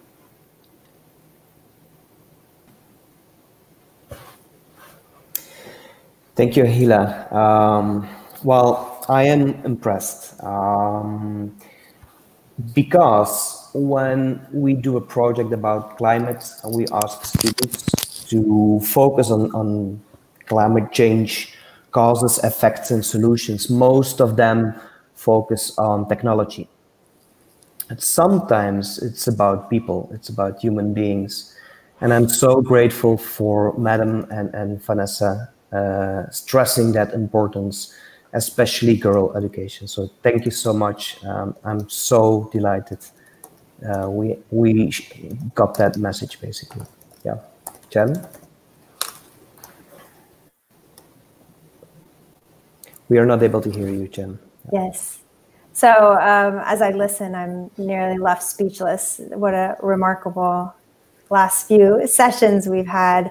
But Vanessa's message to us is, there's a lot of work to be done. And I think that's what we're here for, is to do the work every day. The message from our students from Beijing, those small actions collectively. So thank you to everyone joining for us in this day of action. And we're thrilled to share with you a special video message next. Dear students and teachers, it's a pleasure to address you at this year's launch of the Climate Action Project. You know, as I do, that this project is very important because our world is hanging in the balance. With the present way we do things, it will ask for almost 2 planets in order to provide resources for our current needs. In this context, the right question should be, who creates our needs? Why it is often cheaper to buy a new device than repair the old one? Then it becomes obvious that many of the needs that we take at face value are not essential at all. Quite often, they are a result of our habits, production, and consumption, which are untenable in the long run. For generations, humans have been driven by an urge to control and exploit both nature and each other. This has given rise to environmental degradation and great inequalities that show the current unsustainability of development. Every fourth person in the world lacks electricity for lighting and cooking. While more than a quarter of the food is wasted, according to some estimates, 155 million children do not have enough to eat. Climate change only worsens the situation for millions of vulnerable people around the world, leading to destruction of ecosystems and unique species. Dear friends, it doesn't have to be this way. We can and we must change the course of our world. Today we live at a time of the so-called influencers with millions of followers on the social media. However, the people who really have the greatest impact and influence the way children see the world and their place in it are not influencers, but the teachers. Teachers can make you, students, to be curious. They can provoke you to ask right questions. They can help you understand the past and enable you to project the future. They can build your confidence. Teachers are entrusted with the crucial responsibility, transmitting ideas and values that not only can sustain our lives, but can also transform our world for the better. If done wisely and persistently, this can help you develop sustainable habits and, in general, ethics of sustainability. The Climate Action Project brings sustainable development and climate action issues in the classrooms all over the world. It connects teachers who are passionate enough to educate a new, young generation with a conscience about life as a precious gift. I often have the opportunity to meet young, talented children with great ideas and innovative solutions. And behind such an inspired persons, usually there are inspiring teachers. I'm so glad that many students and teachers from several Macedonian schools have already joined the Climate Action Project. I have no doubt that you will all learn from each other and share ideas that can inspire concrete climate action. Believe me, every small action can make difference, or as Mother Teresa, which was born in Skopje 110 years ago, once said, not all of us can do great things, but we can do small things with great love. Climate change affects everyone, and therefore climate action is everyone's business. Despite the global pandemic of COVID-19, the Republic of North Macedonia is considering to scale up its commitments and reinforce its efforts in the global race against time to limit global warming. Whatever we do, we must never lose sight that the real reason for the sacrifices we made today are for the well-being of your generation tomorrow. Therefore, I give full support to the Climate Action Project, and I wish you an inspiring journey together. I thank you for your attention.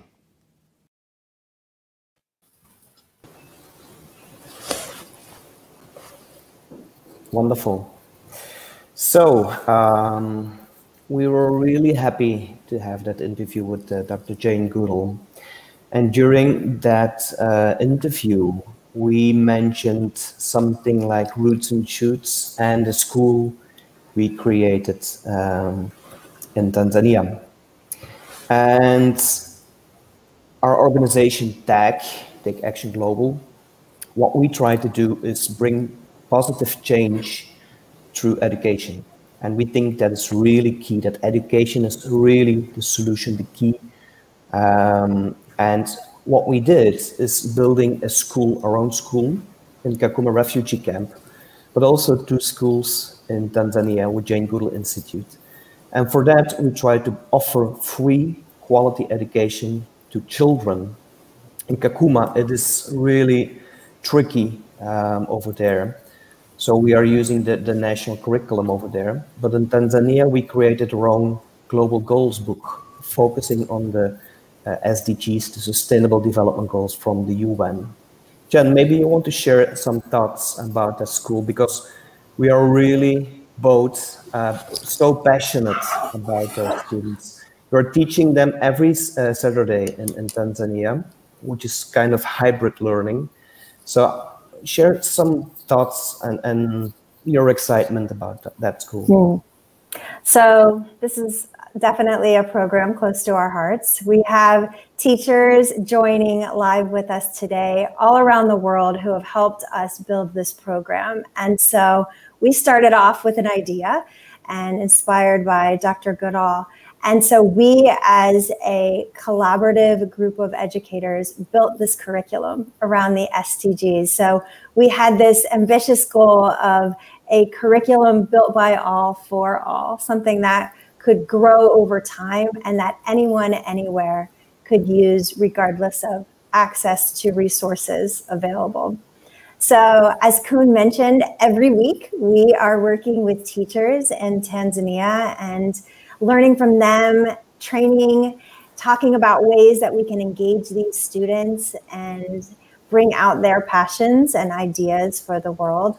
And then every Saturday, we have teachers that volunteer their time to join and teach these students. So every week we learn something new, and Kun and I get to have these great video messages. And I think for us too, with Dr. Goodall, it's often, what would Jane do? So when we're faced with challenges or any pushback on some of the things that we talk on or teach on, we say, what would Jane do? And she's been a true inspiration for us. So we're thrilled to show you this special video today. Yeah. So basically every Saturday we have a different group and they are choosing themselves on which SDG or global issue they want to focus on. This can be like peace, poverty, gender inequality. And the last group, they focused on climate change. And so they created a small video, and this is the school Mpuku in Tanzania, which is in the middle of the jungle nearby Dar es Salaam. Let's watch this video message from them.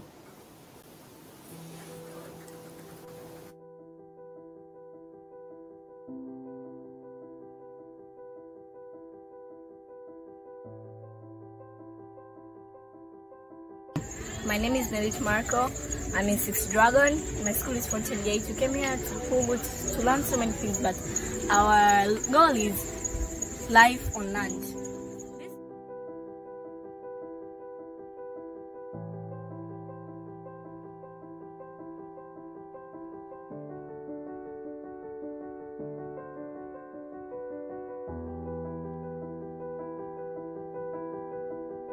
Magdalena Raymond Mshamu ni mwalimu wa Fountain Gate Academy na ni matron wa wanafunzi wa Fountain Gate Academy, klabu ya Roots and Shoot.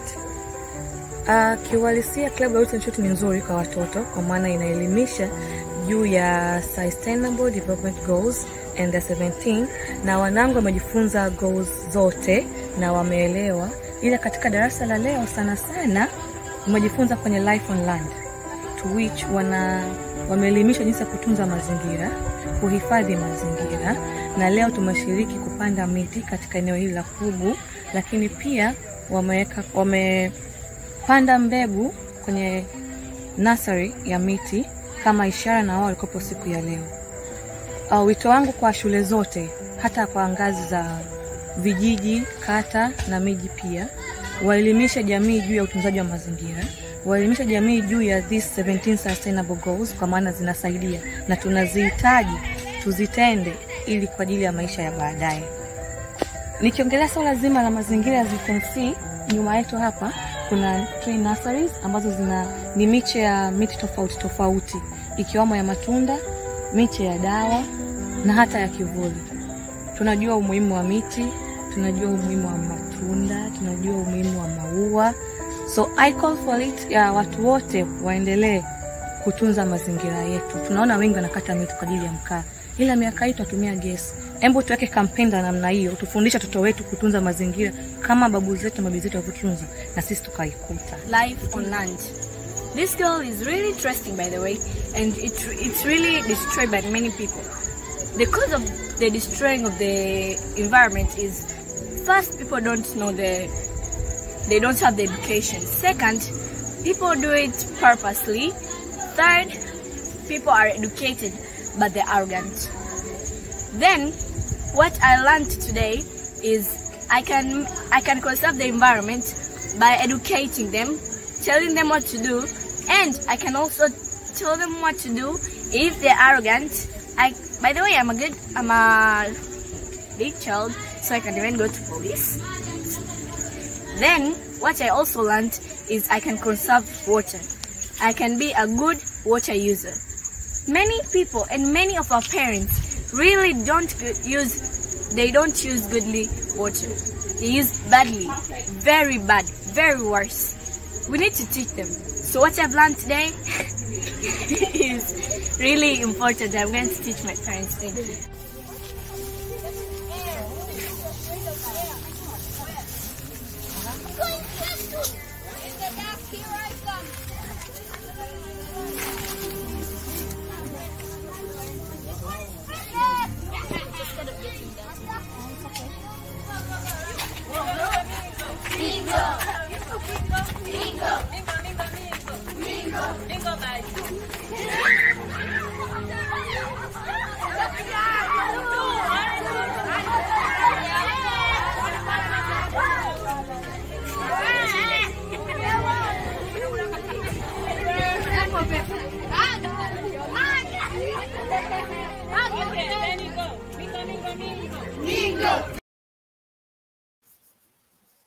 Wonderful. So it's my honor to introduce our next guest, which is Miss Sandrine Dixon de Clèves. And Sandrine was recognized by Greenbiz as one of the 30 most influential women across the globe, driving change in the low carbon economy and promoting green businesses. She's the first female co-president of the Club of Rome and a lecturer and at the University of Cambridge. It's an honor to have you online, Sandrine. And we thank you so much for helping us out during the project, because many people don't know that behind the scenes, behind the curtains, there's a lot going on, and we really value and appreciate your support. Thank you so much. I think you're muted right now. I'm sorry. There we go. Yes. What I wanted to say is, after looking at the beautiful interactions and the incredible words of Dr. Jane Goodall, it's very hard to follow the lineup of incredible people that you've had and the unbelievable work that you're doing with young people all over the world. I'm the president of an organization that has been talking about climate change, but also the importance of changing the way in which we interact with our planetary boundaries for the last 50 years. And when I see the depth of the work that you're doing, it reminds me just how important it is to bring back the words of many of our esteemed members of the Club of Rome, but also to remember that many of us as young people ask us, why have you not done more? Many of us have tried and have done some work in this area, but clearly not enough. And so what I wanted to do was to bring in a little bit of history as to learnings of how we can move forward and build better bridges, collaborate, and bring in the voice of the youth and intergenerational dialogue and the knowledge that we're able to exchange and the storytelling and the different projects that you have in order to truly make this what we're calling a decade of action. Because we know that for the next 10 years, we have to get it right. We have no time to waste.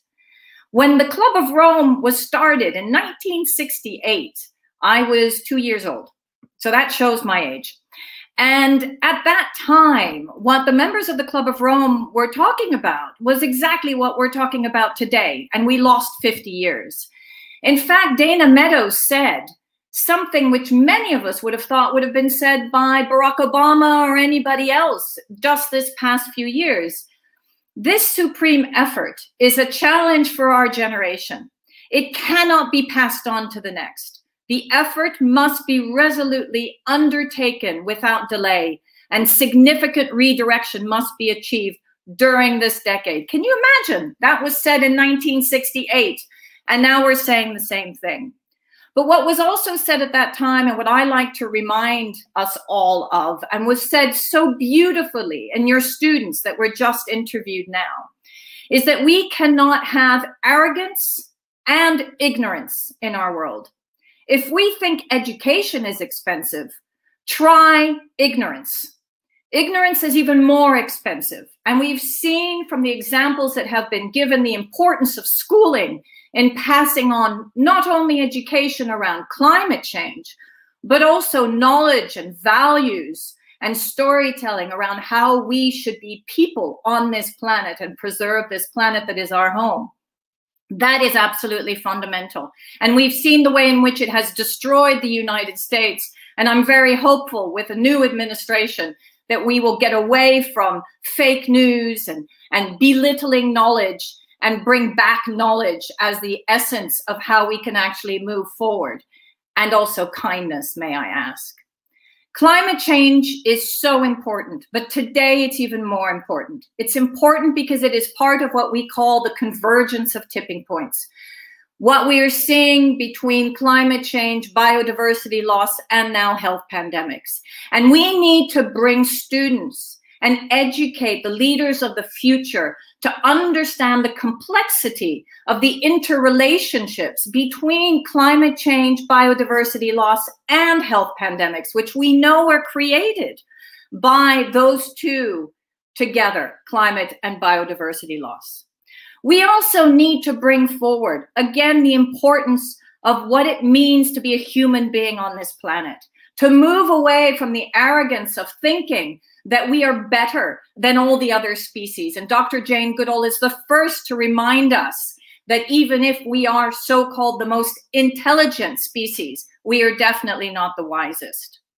And I am sure that many of the students that are watching today and that go through your programs can see climate change directly in their lives, whether they are going further in order to get water in an African country or in other countries, whether they see complete urban development and then the destruction through more typhoons, through more hurricanes, through more flooding. We know that if we don't all come together at a time when we are seeing these very complex challenges before us, we will not get there. And if we don't develop the leaders of the future, we won't get there either. I've spent 30 years of my professional career working together with business communities, with policymakers, and with civil society to address pollution to air, land, and water in a variety of different ways. And yes, we should have known sooner that we had to work more on climate change. But now we do not have that time. So what can we concretely do together to learn from the past and build a better future? Because for the moment, as we are in this COVID pandemic, we talk about building back better. But we know that we can't build back an iceberg. We know that we can't build back all those forests. What we have to do is figure out what are the solutions that will make us stronger, both facing future crises and also building the future that we owe to generations coming behind us. Part of the learnings from Paris, for example, and the Paris Agreement, which I know some of the students are learning about, is that we were able, as a collective community of governments who were ambitious, of scientists who had the science, of businesses who knew what real leadership was about, come together with civil society and propose ambitious timetables and targets. We are calling for limiting, obviously, to 1.5 degrees our temperature increase. And we know that probably by 2030, we will already be, unfortunately, at 1.5. That means we may lose some of our islands and the people that live on those islands as water creeps up. But it also means that the challenge now is we must come together, exactly as you've shown in your videos. Cases of people coming together in communities and students who are very much working together to ensure that they bring forward real climate action. Together, we were able to have an agreement in Paris. And I cannot tell you enough that feeling in all of us when we had succeeded, sitting in that room when actually the negotiator of the Paris Agreement put down the gavel and said, we have an agreement. Many of us cried. Government leaders, business leaders, civil society, scientists, all together. But this was 5 years ago. And although we had an agreement from Europe, and now we have one from China, and in fact, I've just seen a tweet from Biden. If he is actually going to be president, he will immediately bring the United States back into a climate agreement and the Paris Agreement. But still, we need to act even faster. We can't just talk about 2050. We actually have to talk about zero carbon now, zero loss of nature now, linked to zero pandemics and zero poverty. Vanessa talked about the issue of poverty, as did Esmeralda. Dr. Goodall is talking about the loss of nature and the impact on species. And many of us are saying together, this is all connected. So what do we do next? As a community of young people and of older people like myself, we have to bring together all of the actors. We need to bring together those that have a tendency, and I'm going to use a few props if you don't mind, to surf the wave. Basically, I'm trying to, there we go. This is my surfer. And my surfer has a tendency, unfortunately, to wait until he acts. And that is not possible anymore. This is my driver. And my driver has a tendency to drive action, but sometimes forgetting that they need to bring more people behind them. This is the dreamer. And the dreamer is the visionary. And we need the visionary to guide us to where we need to go. We can bring these three together, but we must do it by converting the prima donna. It is the prima donna, those that are not ready, those that think that this is about the ego rather than the eco, that are stopping us from moving forward. Because I'm going to say to you that each of us can make a difference, but we need to convince all of these different types of people, these different characters, to come on the journey with us. We need to each reduce our own carbon footprint, and each of us can do that by ensuring that we stop using transport modes that are polluting, walk more, use a bicycle more, don't travel in big airplanes and use a lot of cars when we don't need it, and public transport.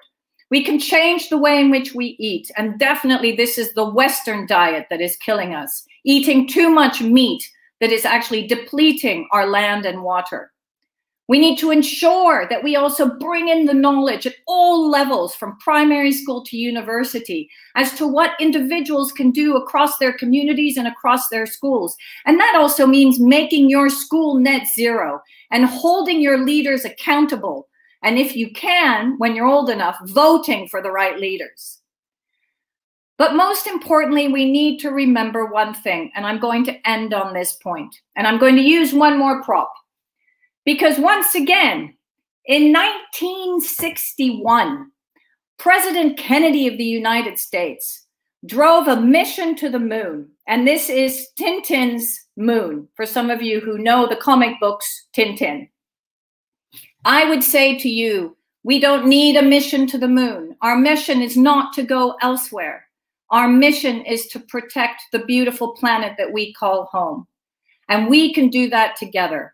And yes, we, the adults, must work with the younger generations to find the solutions. But it is our responsibility to preserve this planet so that future generations can live happily and healthily on this planet in greater well-being.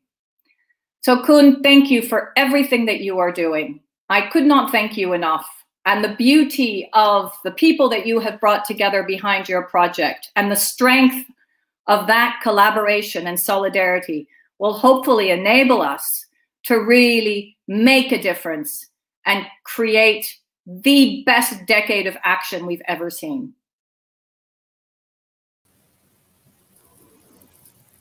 Sandrine, we're so grateful for your words today. And you must be a true teacher, because we all know it in the education world, not just say it, but show it. I was getting messages behind the scenes of everyone loving your rubber duck. So I just couldn't find where I it was perfect. I think that image will stay with everyone. And from my little part of the world here in the United States, your message is most appreciated, especially this week. So thank you so kindly for being here with us. And we look forward to continuing to following all of the work you all are doing for our planet. So thank you so much. You're very welcome. And let's hope we have a real shift in the US. I'm happy to take questions if there's time. And if there isn't, I fully understand. So I know we have questions that have been streaming in on social media. So I'd love to ask you to check out the hashtag Climate Action Day, and you can see people that are sharing questions there. I'm not able to see those on my side, but we will be sure to share them over with you as they pop up. Okay. Thank you so much. You're very welcome, and good luck with the rest of the day. And thank you. Thank you. We appreciate it. Bye-bye. All right. So we have our next set of speakers, and I'm thrilled to announce them today. So as you know, our Climate Action Project was done in partnership with WWF and our dear friend, Matt Larson-Dawe, who many of you have met in our spring sessions when we had our expert webinars. Will be joining with us today with Fernanda de Carvalho, and she is the Global Policy Lead of Climate and Energy Practice at the World Wildlife Foundation. Joined with Matt Larson-Dawe, our friend, and he serves as the Education Manager at WWF UK. So welcome, Matt and Fernanda, and we are thrilled to hear from you both today, and so excited to turn it over to you.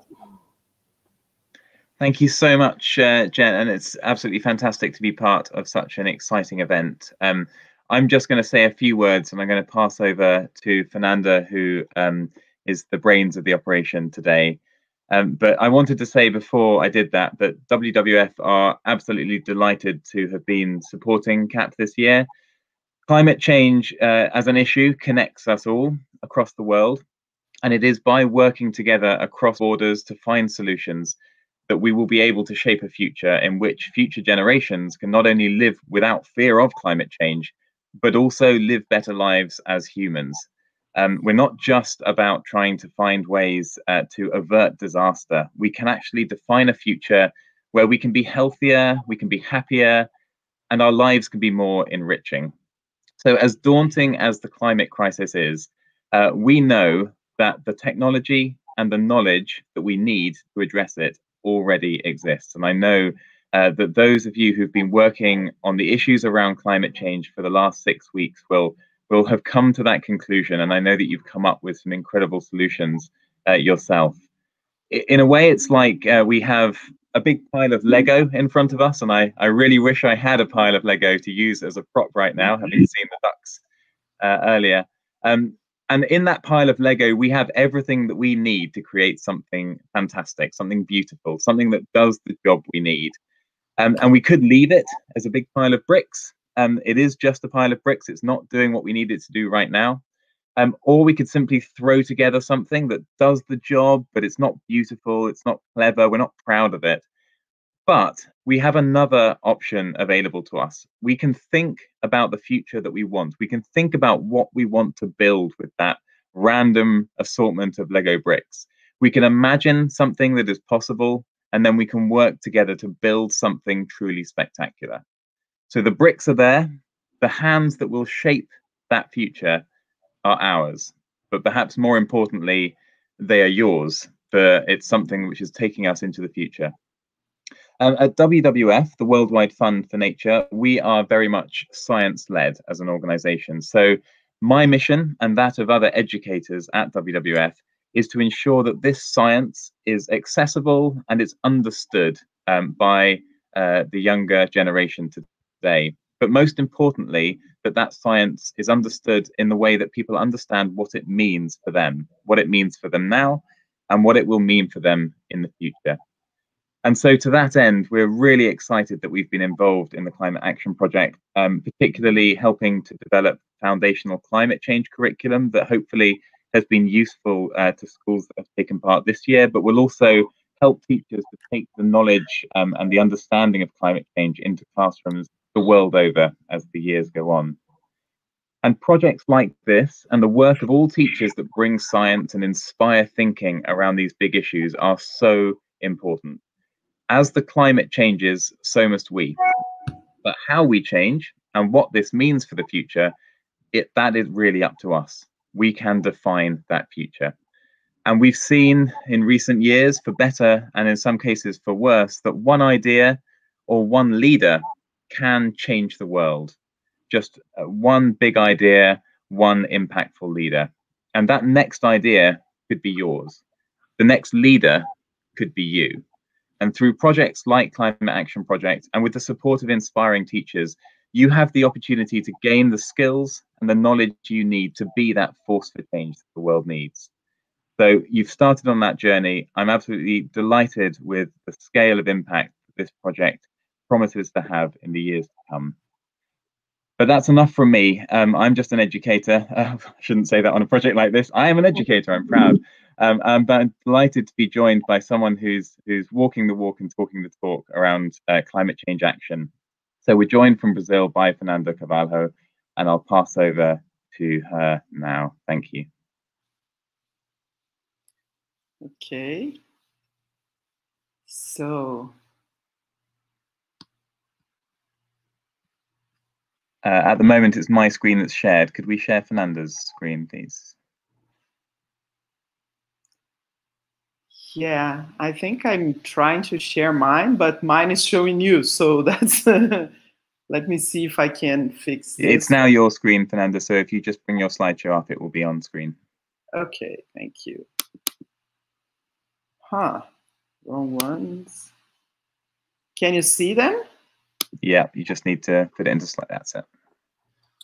Okay, so, all right. Good morning, everyone. It's a pleasure to be here with you today. My name is Fernanda Carvalho. I'm based in Brazil. I work for WWF International as the global policy manager for our climate and energy practice. And my idea today here was to talk to you about climate change and what to do about it. We are going to talk a little bit about what WWF is doing, but I also want to highlight a little bit what you can do, as Sandrine has mentioned. So it's a pleasure to be here today. What is WWF? Who is WWF? I'm sure you all associate us with this cute panda down here.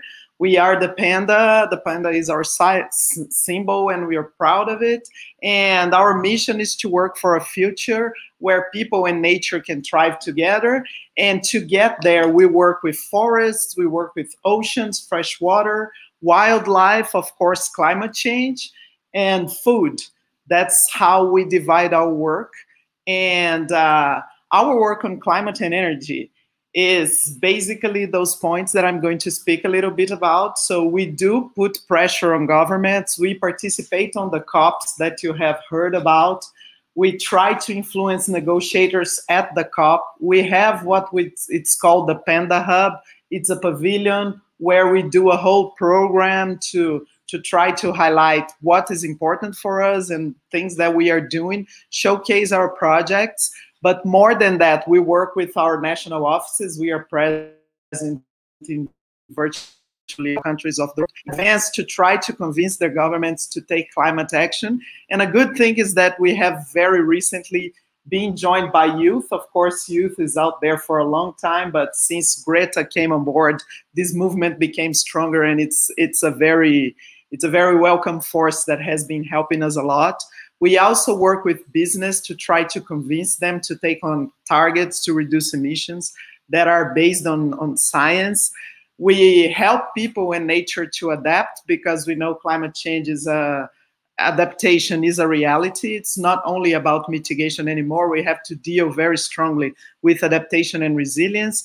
We create strong alliances since we have, this ability of talking from people, from students to businesses to other organizations like us and to politicians. We try to build alliances to get strong results and further impact on the ground. And it's also very important for us, as Matt already shared, to share information on climate science and policy, because we know this is a very complicated world at times, and we want people to understand what we are talking about and why those things are really important for us.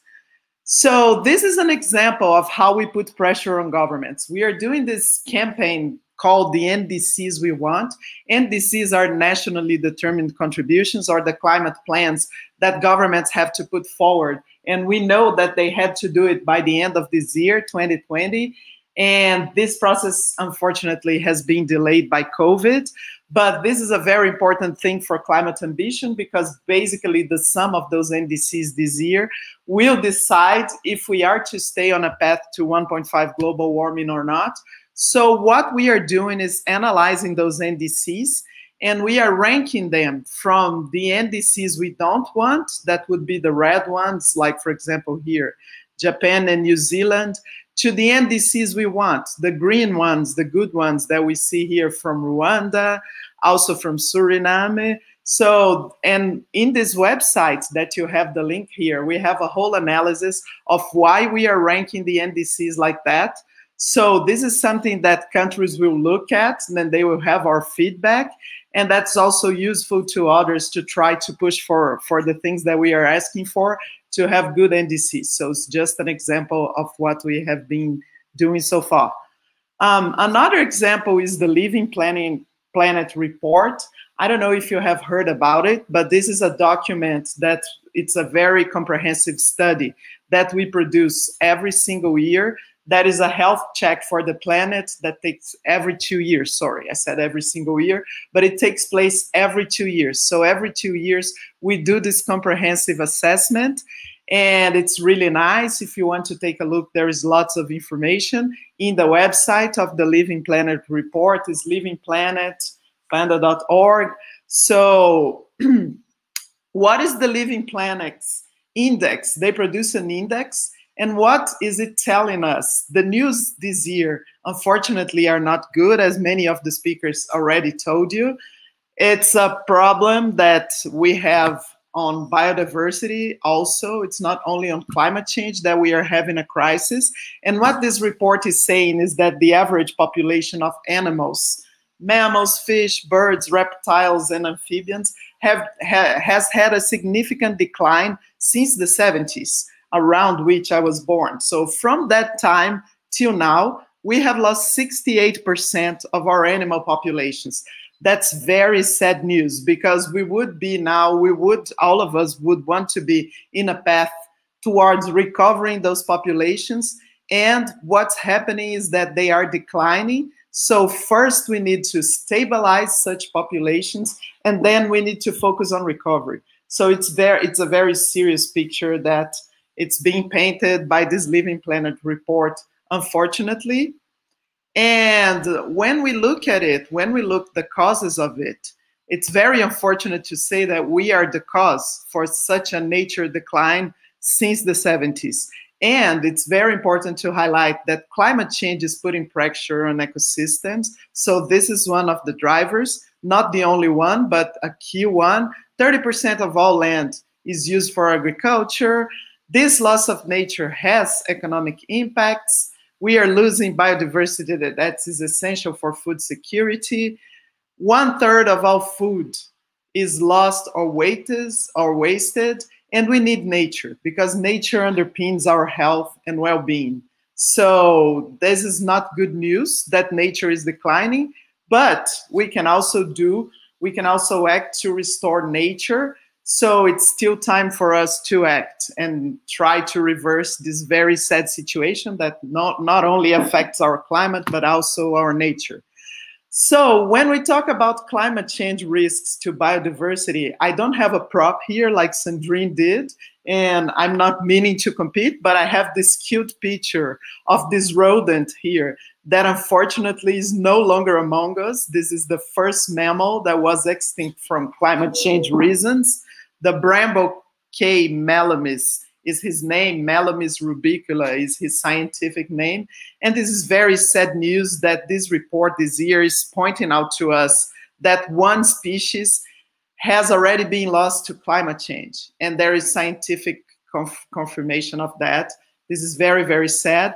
And the saddest about it is that it's not only the single species, up to 1/5 of wild species are at risk of becoming extinct because of climate change. So we really need to fight to reverse this situation. And I'm counting on all of you that are watching us.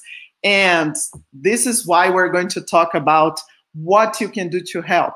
So there are a list of things that you can do, and some of them have already been mentioned here. Being more efficient and energy efficient is an important one. We know that heating and cooling are ways of using energy that are very, very energy intensive.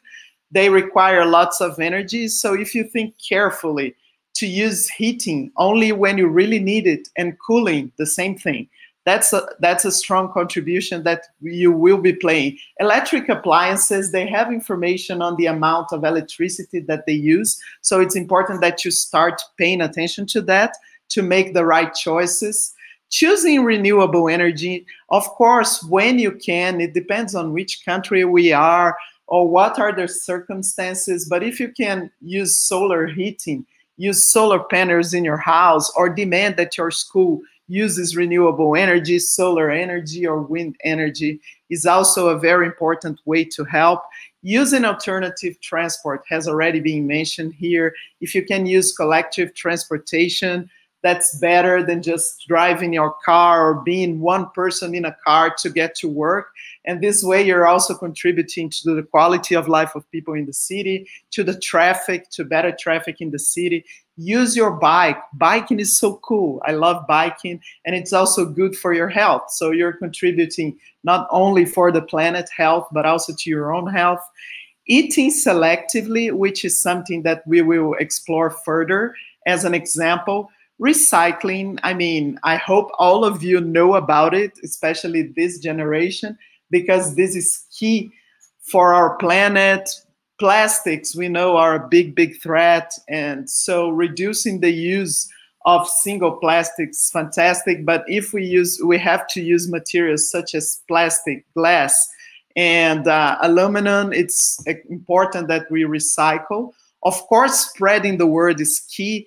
Talk about it to your friends, to your family, to your community. Nothing is too small. No contribution is too small. Any contribution that you can do to save the environment or thinking about climate change will be valuable. And you are also a source of knowledge. Don't count only on WWF and others. Think of yourself as a source of knowledge and a source of influencing the behavior of your community, your neighbors, your family. And of course, make smart political choices. We can't avoid talking about the big thing nowadays, that's the US election. There is an opportunity there that a candidate that's more committed to the environment might win, but this may be also something that you need to think about in the future, and not only for presidential elections, for electing the people who represent you. And now try to see what their proposals are, if they worry about the environment, what they are proposing for the environment, it's important. So our example here, when we talk about eating selectively, is what WWF is calling planet-based diets. So we produced lots of materials that were recently launched about this. And why are we thinking about planet-based diets?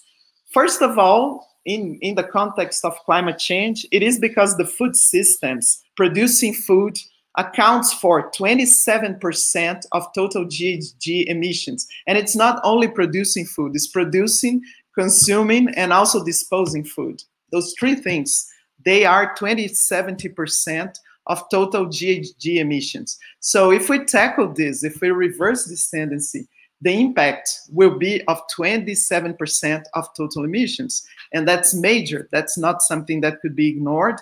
And it's very important that I also highlight to you that we are not telling you to become vegan or anything like that, No, that's not the case. We are not promoting any single diet over another.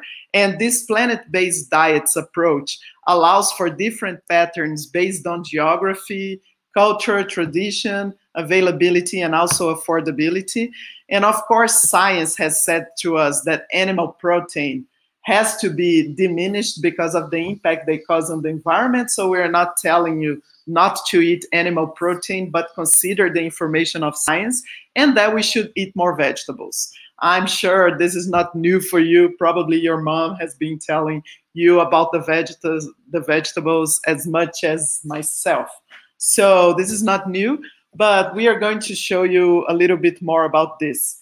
So I said that the food system is 20-70% of greenhouse gas emissions, and they can also, in the moving to the biodiversity sphere, working with the food systems and planet-based diets, they can cut the food-related biodiversity loss by up to 46%.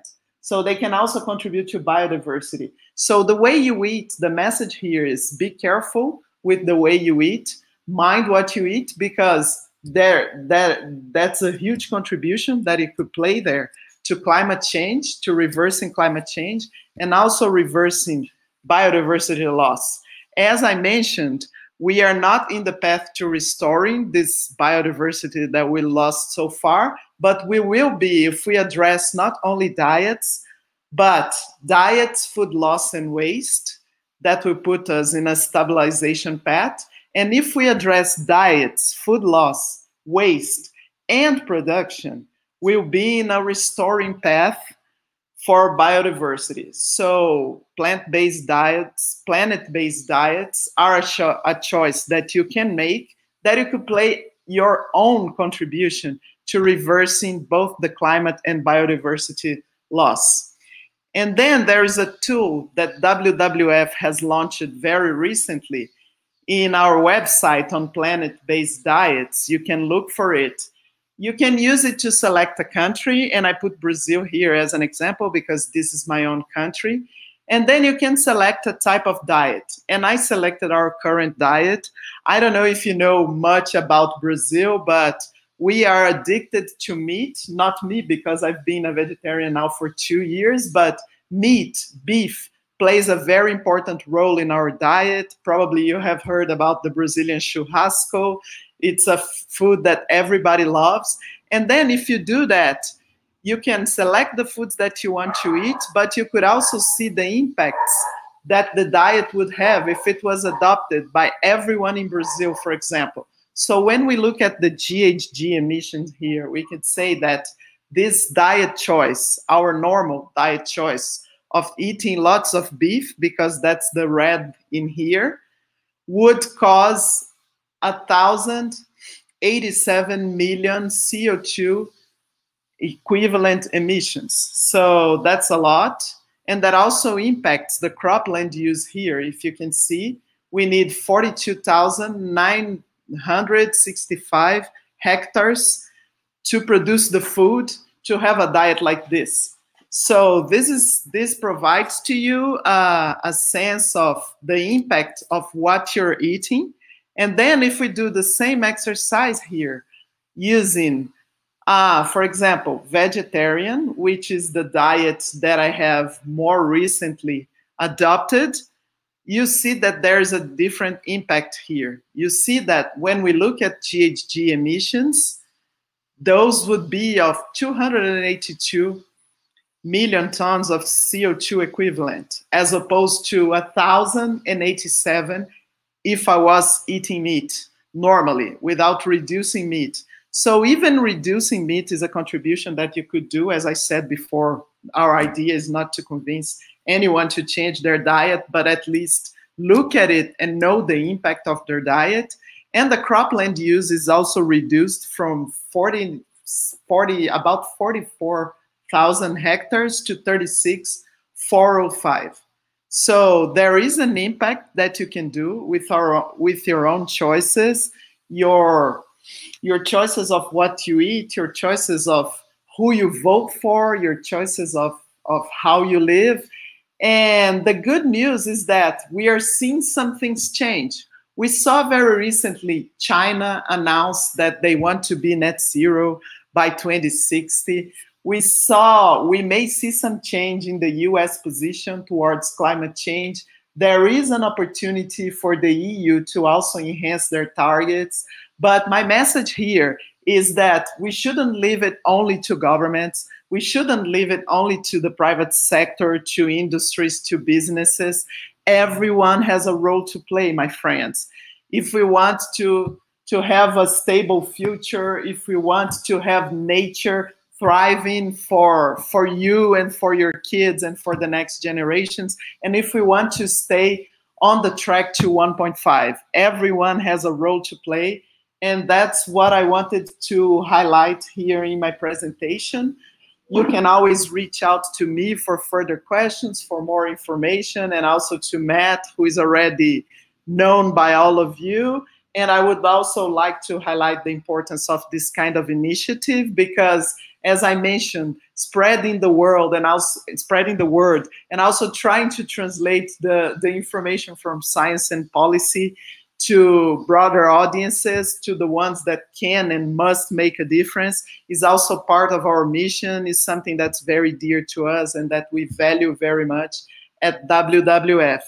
Thank you all for the attention and for the opportunity to be here today. I hope you understood my broken English. Apologies for my mistakes in doing this live, but that has been a pleasure. Thank you very much.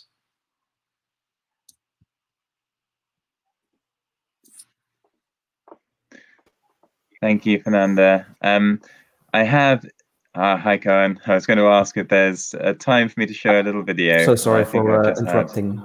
Go ahead. No problem at all. Fantastic. So I'm just going to, if someone could bring in my shared screen with a video.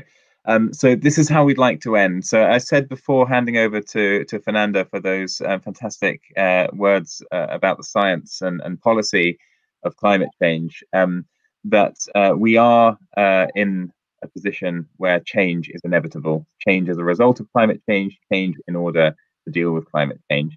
And with projects like this and in the classroom and on social media, the focus is often on the dangers of not changing, what we need to change to avert disaster. I think it's equally important that we also have in mind the wonderful future that we can create by solving these problems. So I want to end by showing you this video. It's from our Future Visions project. Some of you may have explored this in the classroom over the last few weeks. If you haven't, please do search for WWF Future Visions. And what we're inviting is for students to share their vision of the future, whether it's through video, whether it's through poetry, a poster, a drawing, a short story, a speech, whatever works for you, to be able to share your hopes for the future, so that we can guide policymakers and show them that actually we're demanding more. So I'm going to end by showing you one of those videos. It's by, so the video is by the makers of Our Planet and by the makers of the David Attenborough film, Silverback Films. There's computer-generated imagery in it made by an artist called Eric Burnquist. And the words for this version are by a spoken word artist in the UK called Kay Tempest. I hope you'll find it as powerful as I do.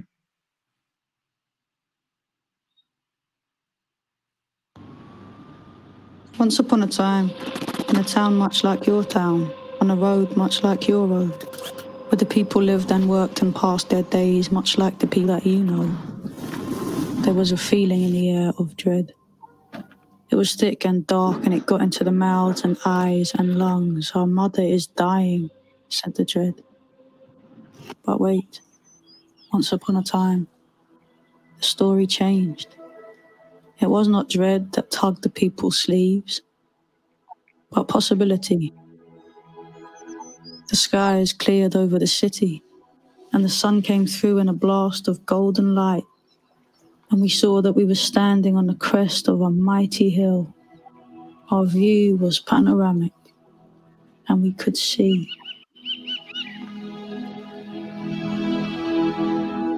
This endless exploitation does not make us happy. This violent inequality destroys everybody's freedom. We know what mining does.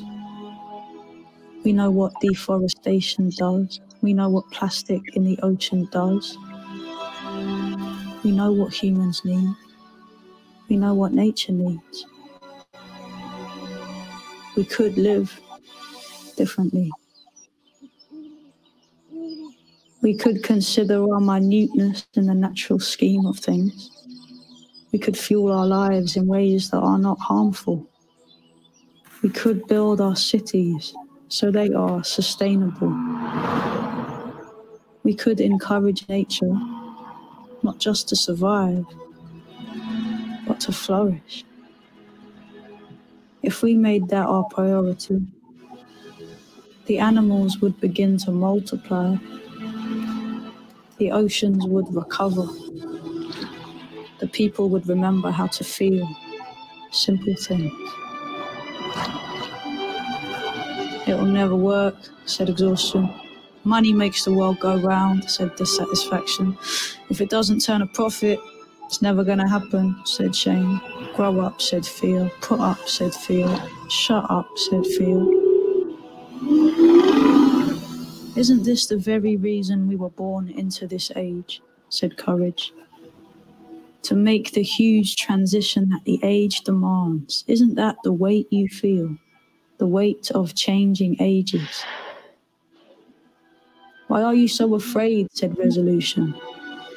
This is the only way, said love. Even as the cities roared, the children could be heard above the noise of the machines. I want to live in a world where I can breathe the air and drink the water, they said. I don't want the sea to boil or the forests to burn. I want to look at the rising sun with ancient wonder. I want to live in a world where the weather patterns are not deadly, where animals roam wild and are not just farmed for meat, where people have enough.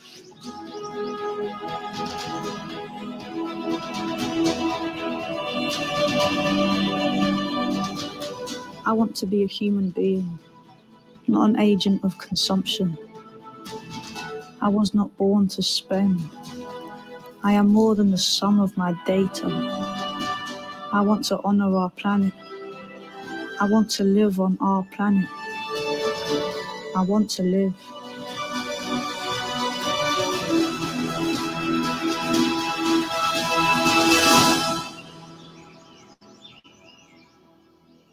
The time had come for a brand new story. Once upon a time, we were gifted with a present that was heavy.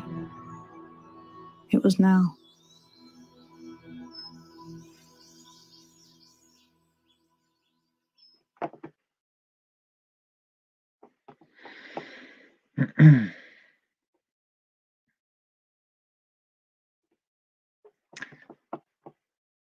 Thank you, everyone. So I've shared the link. Hopefully that will be shared across to viewers for how you can join that competition and see that video and some of the other versions that we've got, including a beautiful version with a poem by Benjamin Zephaniah instead of K Tempest.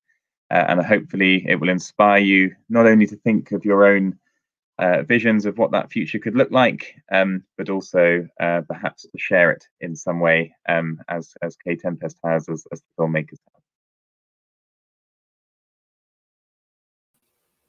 Thank you so much. We shared the link on the screen as well. And as always, thank you so much for these excellent presentations. We really enjoyed working with WWF International this time, as you know, Matt.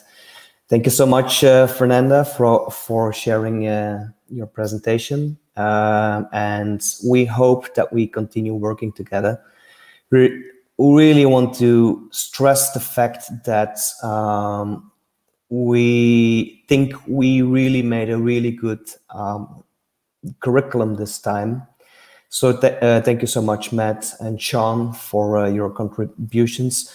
Climate change is complicated, and this curriculum gave me great insights into that. and you made it more comprehensive for the rest of the world. Thank you so much. Thank you. So, Jen, are you still there? I'm here all day. So I was telling to Jen, like, wow, that was intense. And that was like 2.5 hours, still 5 to go.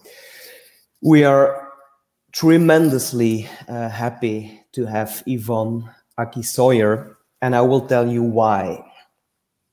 Yvonne is a Sierra Leonean politician, and I already stressed why I really love those students in Sierra Leone by showing that video earlier today. But she currently serves as the mayor of Freetown, which is the capital of Sierra Leone.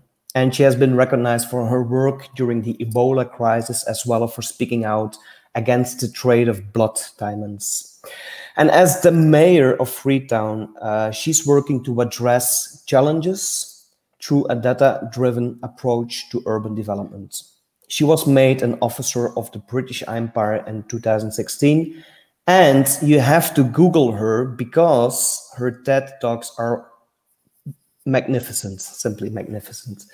So thank you so much, Yvonne, for joining us today. And we look forward to hearing your presentation. Thank you so much. I think I'm still so inspired and kind of, I'm lost for words really from that last video. Just listening to the voice of children, listening to their desire for a future, which really gives everybody a chance. And just the simplicity of what's asked for. And as we here in Freetown are embarking on, and have already embarked on Freetown the Tree Town, our campaign to plant 1 million trees, I think this video just really sets so much into context. Why do I say that? Because where we want to get to for all of us is a future in which we're safe, in which we save the planet, in which the simple things become the important things. And how do we get there? I know that with this, on this Climate Action Day, there's going to be a pledge, a manifesto being signed, and I'm happy to be doing so as a city leader. And I've long been of the opinion that it's our individual actions that will make the global difference that we need. So on to what I'm here to talk about, to give a little bit more of an insight to viewers on what we're doing in a practical way at a city level to try to bring our transformation as it relates to addressing deforestation. And as I said earlier, planting 1 million trees. Talk about the curriculum, where schools come in, is an important part of our Transform Freetown agenda and our work on environmental management in setting out the Freetown the Tree Town. We recognize that the city is overpopulated, really dense. We also recognize that there are real drivers that push people towards deforestation, and that one of the things that we needed to do in order to ensure that we were able to deal with not just the planting, but actually the growing of the trees, was to get our community involved. So our tree planting exercise is done in backyards of people's homes. It's done in schools, working with nature clubs, environmental management clubs, done in offices, of course, done also in empty spaces, the hillside cemeteries. Cemeteries, an odd one, but a good one. Anywhere really where we can find the space to plant. And as I mentioned before, your tree stewards are Freetonians. It's really anyone in our city who is prepared to sign up, take responsibility for planting, but also for reporting using an app, so you can give us photos. We get the coordinates of every tree planted, and when we launched this Freetown the Tree Town in January of this year, we had not a penny to put towards it, but we've been so excited by the number of people and eventually organizations and institutions that have come on board to be part of this. So as we talk about the video, so we got, of the 1 million trees, we have 450,000 planted this rainy season. It's still raining. Now, this is also climate change. This is one of the consequences, having abnormal rainfall, having in the wrong time of year or longer. But this time around, it's just about the right volume of rain for us to ensure that the trees we've planted get a really good start. So we're not complaining. With Freetown the Tree Town, with the planting of 450,000 trees, we'll complete the process next year. But I think what this has done for me has been to inspire me that as a city, we can plant in pockets all around an urban area. We can make our city green again. We can create small areas of forests within the city. And as the video envisaged, we can have a situation where we can live in closer harmony with nature. We've got a long way to go. Mention what was made of mining, of plastic in the ocean, of deforestation, which is continuing at an alarming pace all over the world. And of course, of the real consequences of climate change that's already being experienced in many parts of the world, particularly in the global south, but not exclusively. We have a battle on our hands. We're moving in one direction, and there are millions of people moving in the other direction. Part of what we've got to do is to ensure that we get more people moving on the side of nature.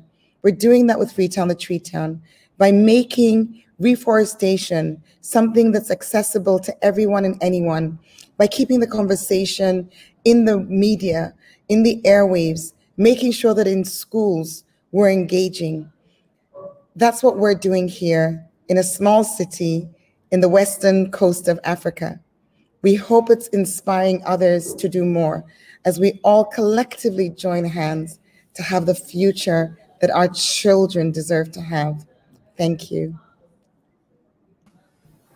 Thank you so much, Yvonne, for inspiring us.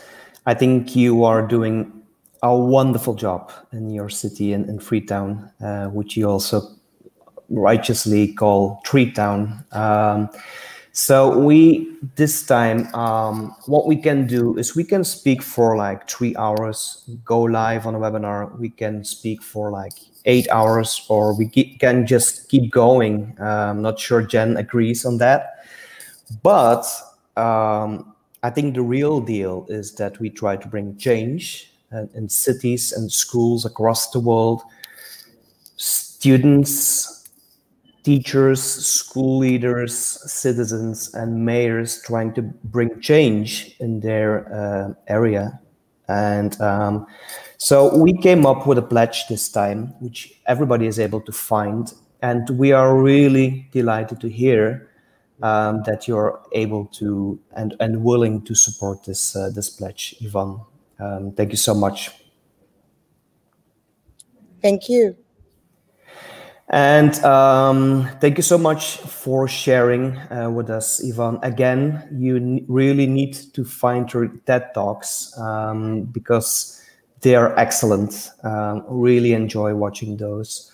And those give a lot more context about the tree planting as well. Thank you so much, and hope to meet you again. Thank you. Okay. Enjoy the rest of the time together, and let's keep on planting.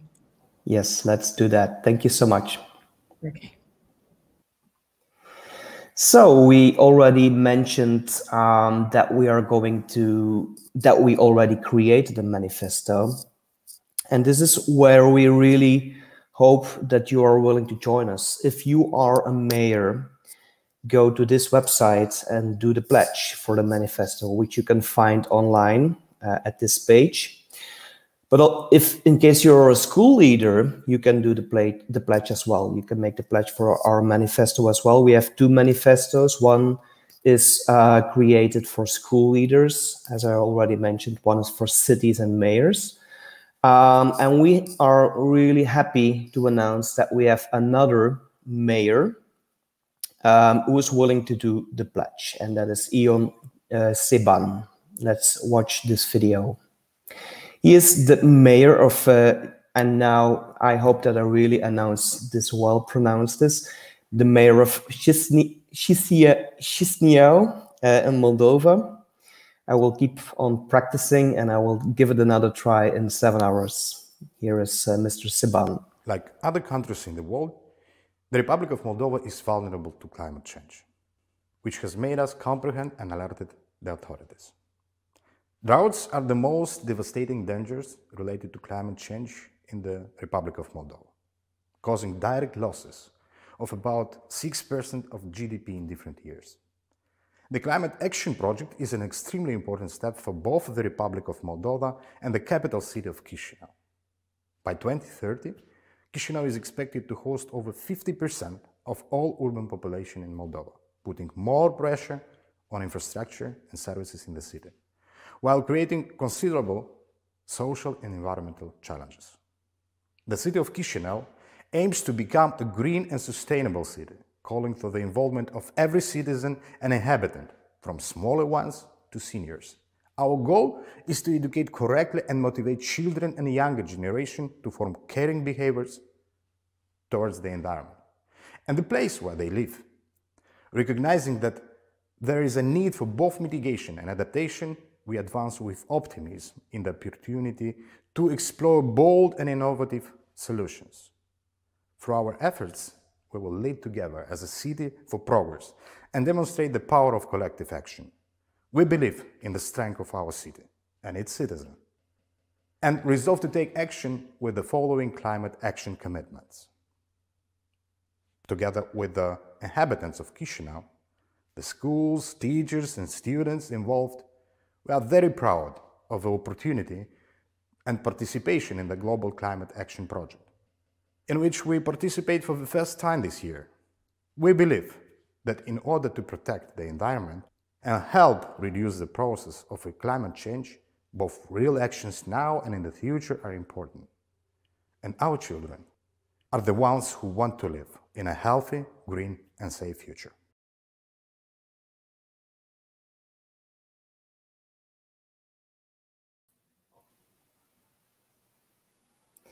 Wonderful. Jen, any thoughts?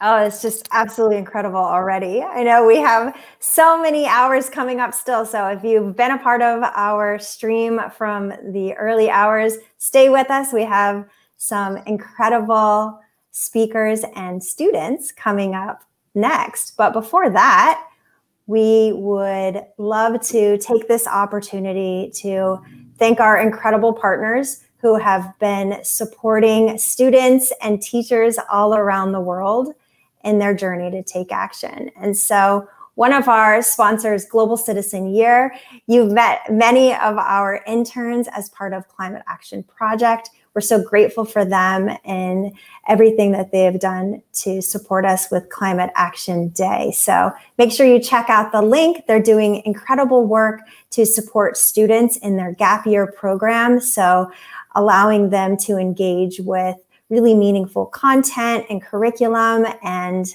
speakers from all around the world. So thank you to our partners at Global Citizen Year. Maybe just one thing. So we will go to Kuminado in about 10 minutes. And we are having a small delay, but that's fine. Everything is going well. And we're going to a new presentation by students. And I will allow Jennifer to introduce them. I just want to say that when I speak about Climate Action Project, I always speak about this school, always about Kate and her students, and the fact that they received a letter from the president. How cool is that for students? That is something you cannot achieve with a textbook. That is something you can achieve by making sure that students go the extra mile, that they find solutions and bring change. Jen. Yes, I can't agree more. And So Kuhn and I are both at the university level now. And so messages from Kate that come in always warm our heart, and the incredible things she's doing with her students. And they are really changing the world. So anytime we have an opportunity or a project, Kate is always saying, yes, we're definitely in. So we are thrilled to welcome this outstanding group of students to present to us from Ireland. Yes, we're definitely in. So we are thrilled to welcome this outstanding group of students to present to us from Ireland. Yes, we're definitely in. Dave Goler, Tá Céad Míle fáilte agah go Scoil Aberdeen Naofa Cluain Tuaisceart. Hello everyone. 100,000 welcomes to St. Augustine's National School, Clontuscart.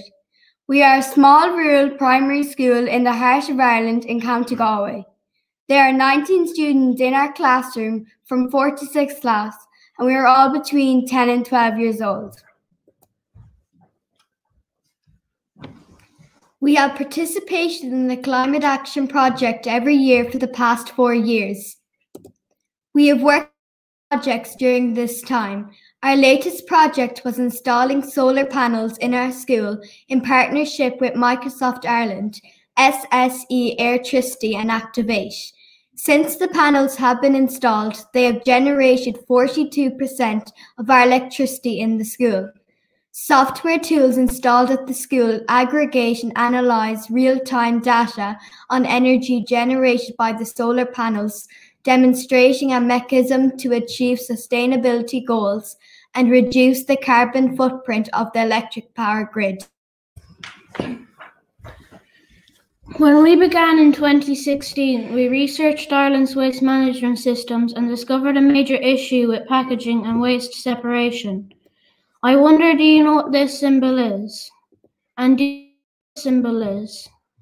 Well, the symbol on the left is actually called the green dot. It is a symbol used on most packaging in Europe. In Ireland, this European award is given by Repack.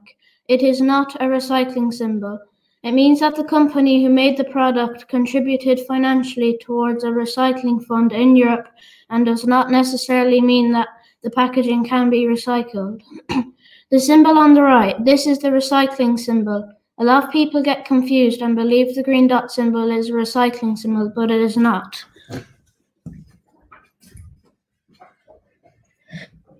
During our work on the Climate Action Project, we created surveys to collect data about this problem. In a survey of adults, we found out that 72% didn't know what the green dot was. 84% recycling symbol. We also surveyed products in Irish supermarkets, and 30% of the items had the green dot on them and couldn't be recycled. Because people think the green dot is the recycling symbol, this waste goes into the recycling stream and contaminates the rest of the recycling in the bag. Campbell Finney is manager of Barno Waste. He told us how recycling and landfill has to be sorted in his facility. He told us that often recycling is contaminated with landfill items, and that at some waste management plants, all of the recycling bag ends up going into landfill. He told us that it depends on the waste facility whether they separate it or not. He highlighted some of the green dot and how this causes recycling to be contaminated, and he has encouraged us and given us tips as we have worked on this project. We have brought our project to the Galway Science and Technology Festival at various stages. This event has 20,000 visitors on average each year. We showcased our work and sought to educate people about their recycling and waste separation. Our stand was extremely busy during the day. We were delighted and thrilled to be asked to come to the Galway Science and Technology Festival ceremony. Imagine our surprise when the school name was called out as overall schools winner. Dr. Anne Dolan of MIC University of Limerick and Dr. Noreen Burke of Galway Grand Aquaria connected with the class and developed our understanding of the effects of climate change in Ireland and in our world oceans. We brought our climate action project to the ESB Science Blast at the ODS in Dublin. We were visited by Minister Kieran Cannon. We wanted to alert the Minister for Climate Action about this problem personally and appeal to him to action change. Kieran was extremely interested in our project and said that he would help us connect with the Minister for Climate Change in the Irish government to make changes. Richard Bruton, who is former Irish Minister for Communications, Climate Action, then visited us in Clontusker. We taught him about the problem Green Dot. Following our meeting, Minister Bruton changed the waste symbols in Ireland to make them easier to understand. These symbols can be seen on mywaste.ie. We were delighted with this progress. However, these symbols are not statutory or law in Ireland. We are now campaigning to ensure that companies would use these symbols by law. The green dot is a problem. We also want to raise awareness across Europe and the globe. We are connecting with schools across Europe as part of the International Climate Action Project to join our movement. We empower other students to highlight the issue in their own country and affect change. We have made a website called soyouthinkyoucanrecycle.com. On this website, we are hosting a call to action for all European schools to see if they change around symbols in the green dot. Over the past 4 years, we've collaborated with schools in Portugal, Italy, Cyprus, Ukraine, and more. We focus on the problem, solutions, and how to take action. This sharing has helped us to communicate our message, learn from our peers, and take collective action together. We received a letter from Irish President Michael D., who encouraged us in our work. He wrote, "As President of Ireland, I am very proud of the many young citizens in this country who are constantly willing to rethink difference can be achieved. The pupils of St. Augustine's are such young citizens, and I would like to thank you for your commitment to working together to we can address the critical challenge of climate change." Last year, I was chosen for the National Assembly, which was an assembly for 10 to 17-year-olds to find solutions in Ireland for climate change. The assembly was live on RTÉ News Now on the 15th of November. 157 students have been selected for this event. I was then chosen out of the 157 delegates to do the opening speech on environment. In the opening session, I gave my speech with 4 other delegates. It was a proud moment to take the seat of a politician at the Irish Parliament. After the opening speeches, live on RTÉ television, we debated the 6 proposals on environment and gave suggestions and comments about them. We then had to vote which 2 proposals we thought were best. These are the 2 proposals the Environment Group decided on. One, for Ireland to outlaw acts of ecocide, being the widespread and systematic loss of ecosystems, including climate and cultural damage. And 2, to protect existing forests and make compulsory that at least 10% of all land owned for agricultural uses is dedicated to forestry. Each of the 5 groups had 2 proposals in the Youth Assembly Proclamation on Climate.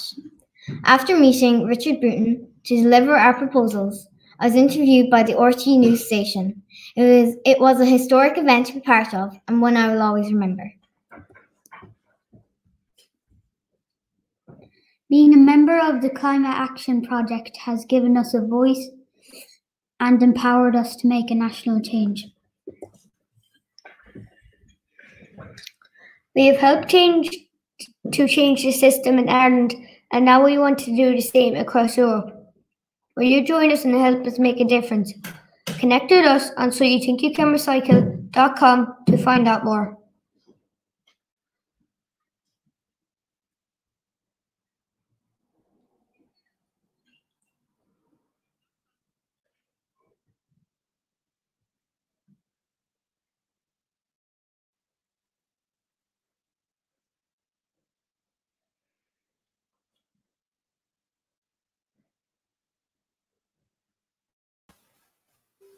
Okay, that was wonderful. Thank you so much for sharing that. Congratulations, dear students in Ireland, in Galway, because that was excellent. Thank you so much. And now you can hear that there is a small lag, a small delay. I'm really, truly excited to announce our next guest, our next speaker. And I could announce Kumi Naidoo as the previous executive director of Greenpeace International or the Secretary General of Amnesty International. But for me, he is just like a South African hero, a human rights activist and environmental activist. And he always manages me to inspire me. So we are so delighted to have you here, Kumi. Thank you so much. And we are all set for you and listening to you. Thank you. Thank you, Kun, for that very kind introduction. Friends and colleagues, following that wonderful presentation by the young people in Ireland, I'm reminded when things around us look so bad that the sadness and the pessimism that comes from all the bad things happening around the world and our analysis can always be somewhat compensated and overcome by the optimism of doing something to address the problem.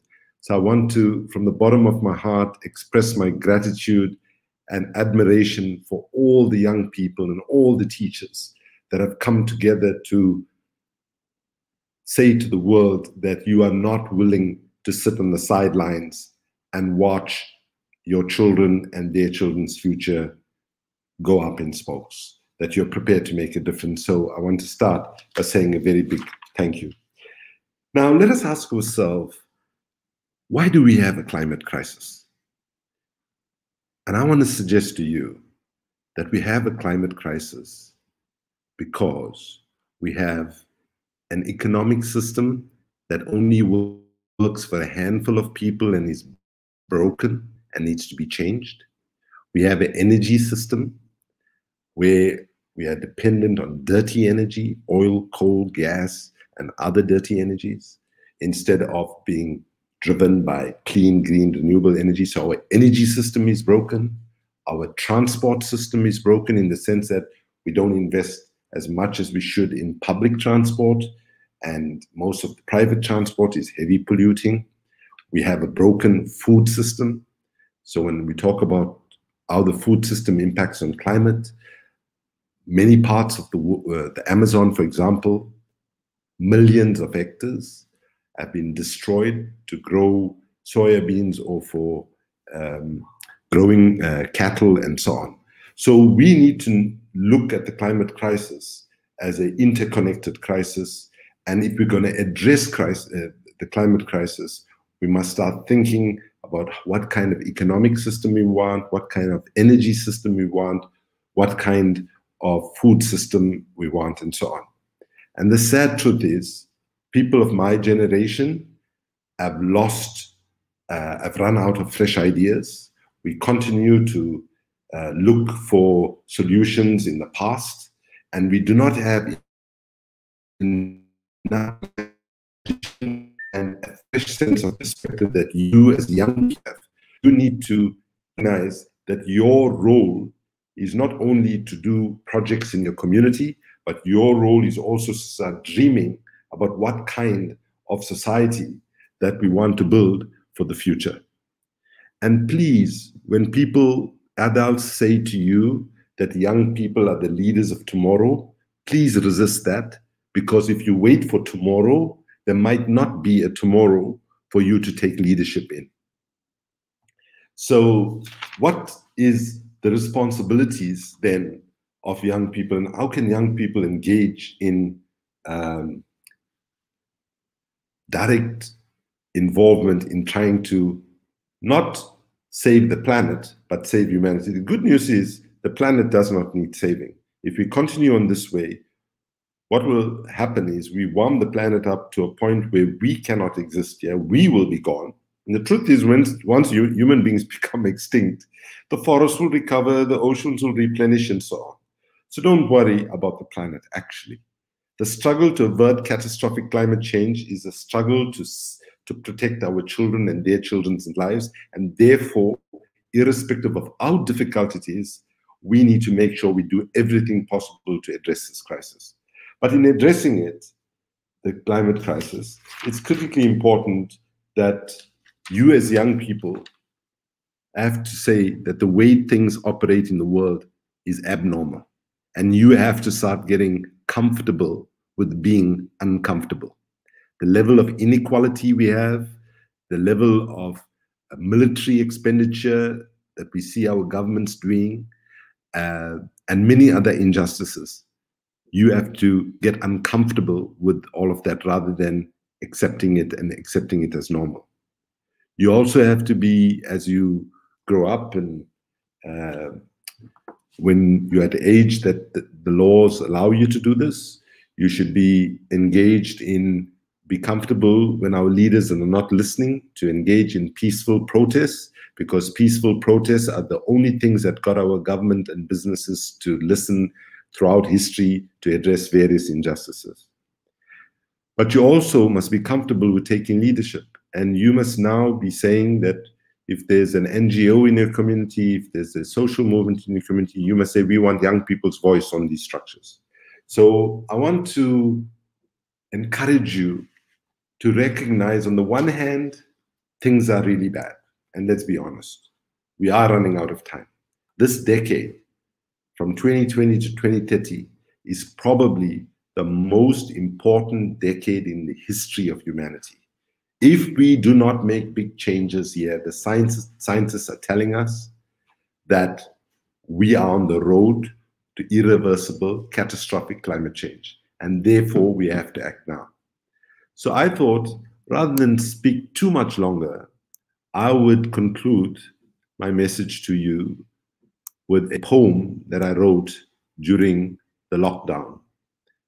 The poem is called, "We are all desperate to get back to normal, but should we?" Normal. What an average word.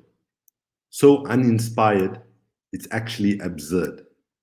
In a time when we have been forced to change our ways, to pause and isolate and dream of better days, that we'd yearn the world of yesteryear, a world so divided, so fragmented by fear.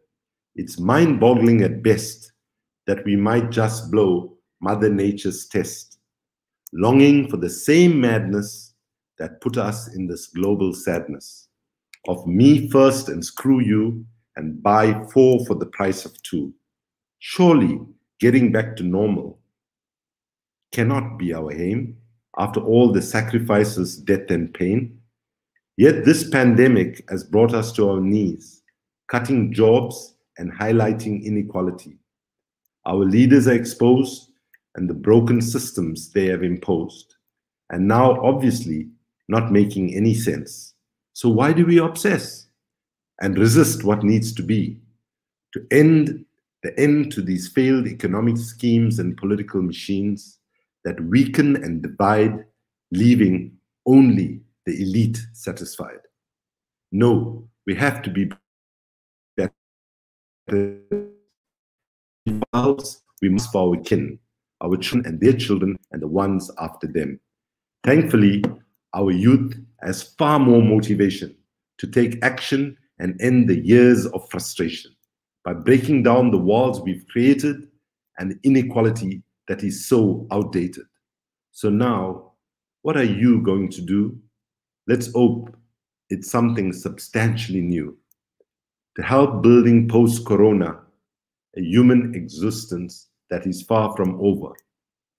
Learning from our lessons, respecting all persons, especially our healthcare and essential workers, who were invisible to many of us before this pandemic, and never again, lest we forget what and who really matters, even when all hope scatters, because this tragedy surely must be our big opportunity to look beyond what has always been and build a world where we can all thrive in. Thank you. Finally, I just end by saying to all the young people that have participated in these inspirational activities around the world, you got to see yourselves as leaders. You got to see yourself as people who have taken, if not the first step, or one of the first steps. You got to do more. And I just leave you with this message.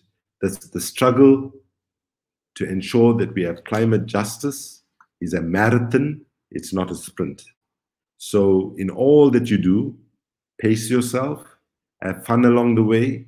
Do not let the Donald Trumps of the world take away your right to happiness and joy, and have fun while you do your work to secure your future and to secure the future of people all around the world. Thank you for all that you've done as part of this Climate Action Project, and let's hope you will continue to do many, many more great things to ensure that one day we can say we can live in a world which is just, more equitable and safe from climate disaster. Thank you, shukran, merci beaucoup, muchas gracias. Asante sana. It's a beautiful message, Kumi. We're so grateful for you being here. As a teacher of language, I'm so happy that you shared your poem and showing that poetry and storytelling can be used for activism and for making our world a better place. So thank you for doing that. I should say that Kun sends his love and gratitude too. He always tells me what a great friend you are to him and how you inspire him. Last September, I think it was, when we were in New York City at the march and we were all scattered about. He was, I think, meeting with you and I was in a crowd and couldn't get there. So lovely to meet you finally. And thank you for all that you do for our world and to inspire so many. Thank you and good luck, and thank you for all that you all have done to bring this amazing day together. And let's hope moving forward we'll make every day a Climate Action Day. Thank you. We hope right along with you. Thank you, Kumi. All right. So with that, we will head to our next student presentation. We have a group of young leaders from Moldova joined with their teacher, Tatiana Popa, head of global education at the Heritage International School. So Tatiana, are you and your students ready? I know you have been working hard and planning for the past few weeks. So welcome, and I'll turn it over to you. Hello, Jen. Good afternoon from sunny Moldova.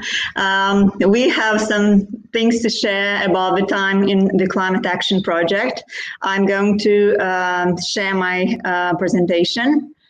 So it has been a really beautiful journey of 6 weeks of work with my students in this project.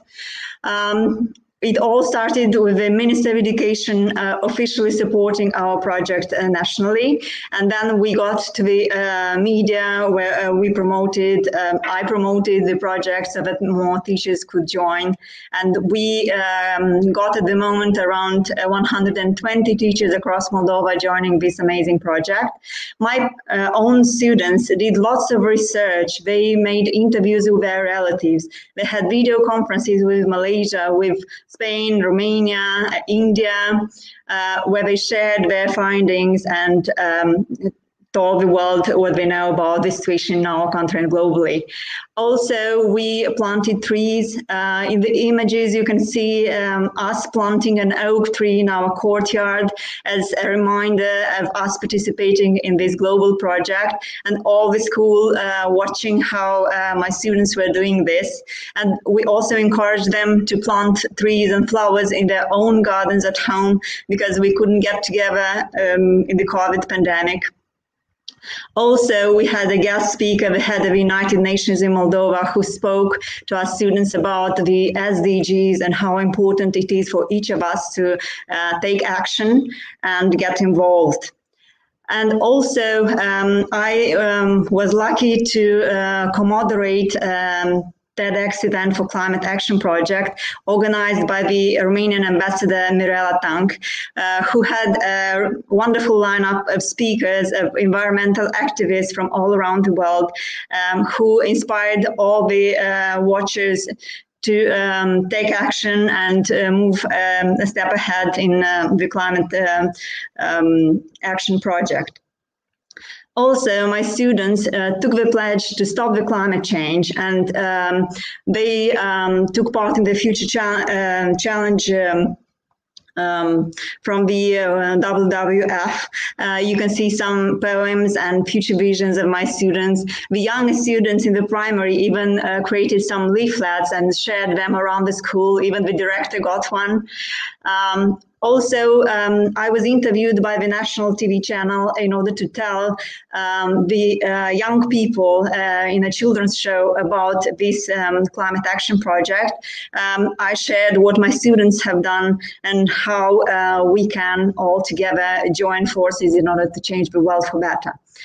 And finally, as you have seen earlier, we asked our capital mayor to do the pledge, and we have been very proud today to see his video shown and him showing what a modern and visionary mayor we have. But in order to find out more details, I will invite now my dream team of students to share their own voices. I will stop sharing so that they can come here in front of the screen. Okay. Hello, dear audience. My name is Sabina, and I'm going to talk about the importance of SDGs and all of us getting together to save the planet Earth. The 17 Sustainable Development Goals represent an urgent call for action by all countries in a global partnership. The United Nations 17 global goals with 169 targets that all UN member states have agreed to work by achieving by the year 2030. So they consider that ending poverty must go hand in hand with improving health and education, but also reducing inequality and spur economic growth, all while tackling climate change and working to preserve our oceans and forests. Here are some SDGs: no poverty, zero hunger, good health and well-being, gender equality, education quality, clean water and sanitation, affordable and clean energy, decent work and economic growth. These are some most important things we have to do to make our planet a better place. Reduce, reuse, and recycle. Volunteer, educate, conserve water, choose sustainable living, use long-lasting light bulbs, and do not send chemicals into our waterways. Thank you. Hello, my name is Sanda. SDG 13 suggests us to take urgent action and combat climate change and its impacts. If we don't make a change as soon as possible, many negative things will affect the world we live in. For example, climate change affects rainfall patterns, meaning both drought and flooding will be more common and intense. The irreplaceable rainforests are also in danger, and already over a third of the Amazon rainforest is affected by climate change. This can lead to asthma, heart, and lung diseases. From more extreme weather to increasing food prices to decreased opportunities to appreciate the natural world. Tackling climate change is fundamentally necessary to create a world where people and nature thrive together. Thank you. Hello, my name is Bogdana. I talked with my grandmother about the climate situation 1990s, and I could observe how drastically the climate has changed in Moldova. Our weather is now way warmer. For example, take winters. Winters are warmer and we barely got snow last year, whilst in the 1950s there was so much snow that people couldn't get out of their houses. The summers are also way hotter and drier. Everything is because of global warming. Because we, as humans, destroyed Earth, we polluted. We do everything for comfort and money. We destroyed forests, natural habitats, and we built factories without even thinking about how bad we are damaging our Mother Earth. We need to take action now. So why wait another year? Let's do it now.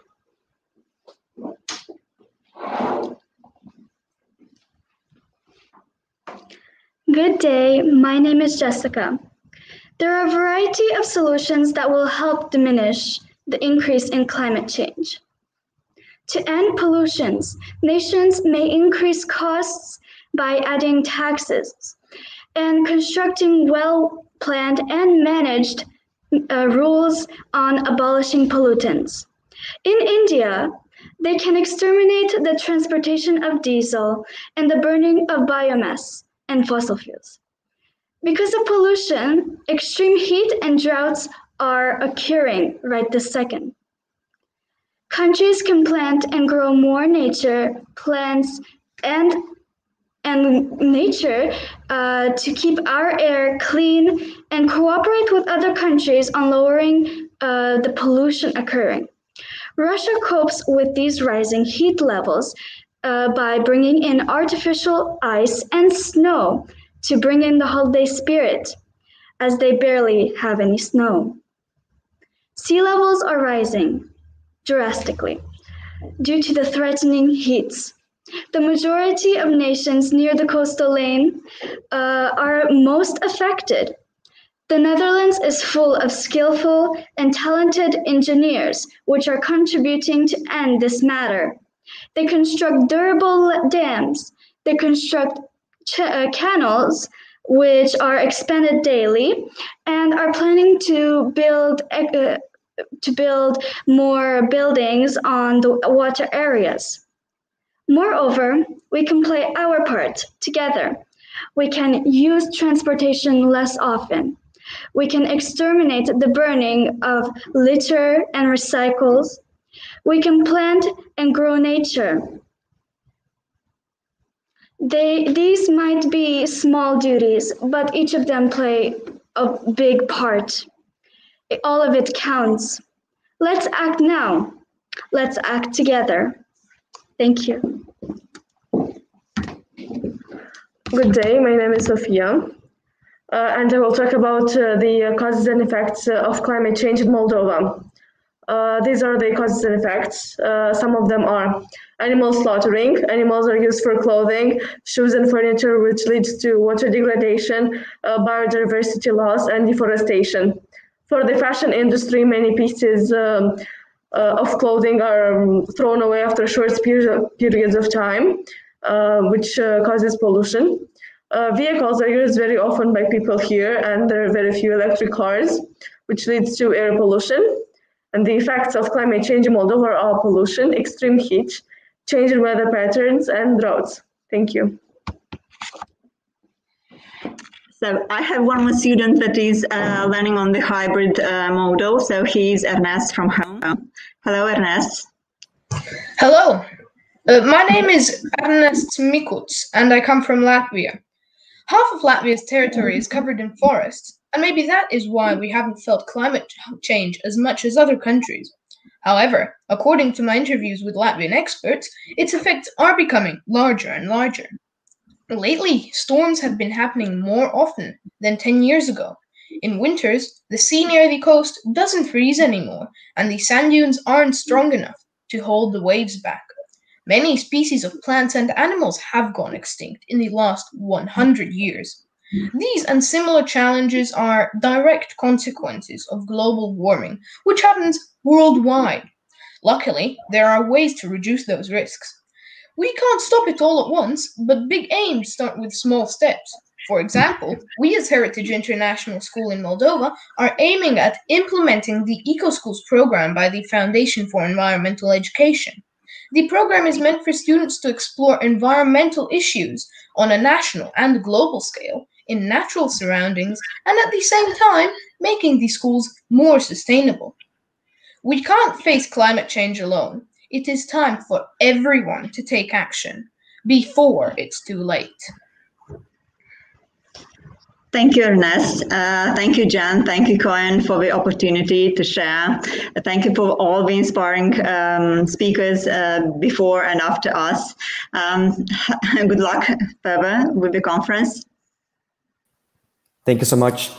Thank you so much for sharing your presentation. Thank you so much, students and Tatiana in Moldova. And also thank you so much for your work as an ambassador.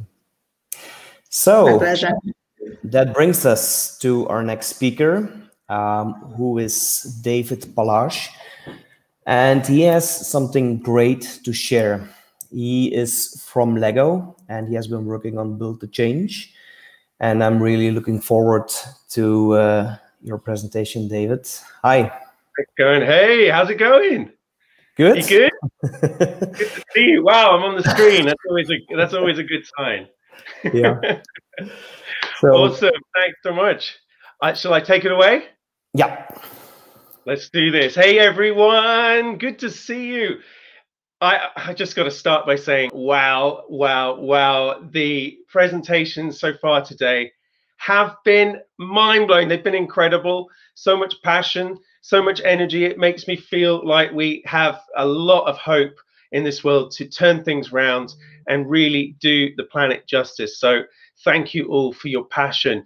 I feel incredibly lucky to be here today. We're all working towards the same goal. I am representing, of course, LEGO today, but I'm also personally a very strong conservationist. I'm involved a lot in wildlife conservation in my spare time. So hearing a lot of the work today hit me on a personal level too. So my name is David Palash. As you can see, there we go here. I'm from LEGO and I sit in the responsibility team, specifically the social responsibility and impact team. And I look at global programs that we can design and put out there. But we've got two main goals. One is to get learning through play experiences to as many children in need around the world, and there's plenty of children in need, especially when it comes to play. Play is incredibly important in a child's holistic development, as I'm sure you guys agree. But also one of our other main goals, and this is particularly relevant, is to mobilize children on sustainability issues. So to empower them, give them a voice, bring them in, make sure they're part of the global conversation. And that's why I'm here today, basically, just to tell you about our latest program that we hope can help bring voices to the right places. And it's called Build the Change. I actually lie. It's not really a new program. It's been around for around 12 years. And I will go more into that in a second. But Build the Change has been run by an amazing person called Camilla. I know you're watching, Camilla. Hello. It's all about ideating. It's about using learning through play to enable solutions, enable problem solving. No matter how wacky and wild ideas may be, we want to hear them, because that's where the true gems, the true genius comes from. Those sparks of imagination, those sparks of inspiration, we need to get that in front of the right people. And children, you guys have those ideas. When we're adults, I'm not talking about people here necessarily, but once we become adults, we forget about how to be playful sometimes and to use a playful mindset to think about things that are real. So we need to listen to children's voices more. That's pretty much what I'm trying to get to. And Build the Change is going to hopefully enable children's ideas to get in front of decision-making people. So before we dive into it, I'm just going to share my screen. 1 second. Let's see if I can do this. Which screen am I on? Who knows? And we'll just share here. Okay, so hopefully, application window, that's good, isn't it? Let's do that. So I'm going to bring this up. Now I'm going to try, I've introduced Build the Change quite a lot, as you can imagine, and I really wanted to do something different today. I'm just trying to make this go big. Can you guys all see that? It's not letting me go full screen. There we go. Can you see that? I hope you can. I'm just going to move to the next slide here. Now I'm going to sing. Now, I'm not going to sing. I'm going to do a movie trailer voice. We're playful in Lego. We want to do things differently. And I'm just going to put this slide up for you to read. But I'm going to do a movie trailer voice to give you the last 12 years, thanks to Camilla and the team involved. So here we go. Let's try it out. Let's try it out. One program, 12 years, 1 million children and thousands of events. Imagination, inspiration, millions of ideas. There we go. I had to do that. I promised Cohen I'd get an instrument out. I hope you enjoyed that. Right, I'm going to stop sharing now and just jump back because we have been running the program for many years. It's always been event-based, but that is all changing this year. We have a digital experience. And Cohen, before I ask you to play the video, I'm just going to do a drum roll because I can, and I love doing drum rolls. Here we go, drum roll, and then we'll go into the video. Hello, hey, hello. Guess what? Your children can change the world. Help any creative child you know make a real and actual impact. All you need is a few bricks or any creative materials you have, like marker pen.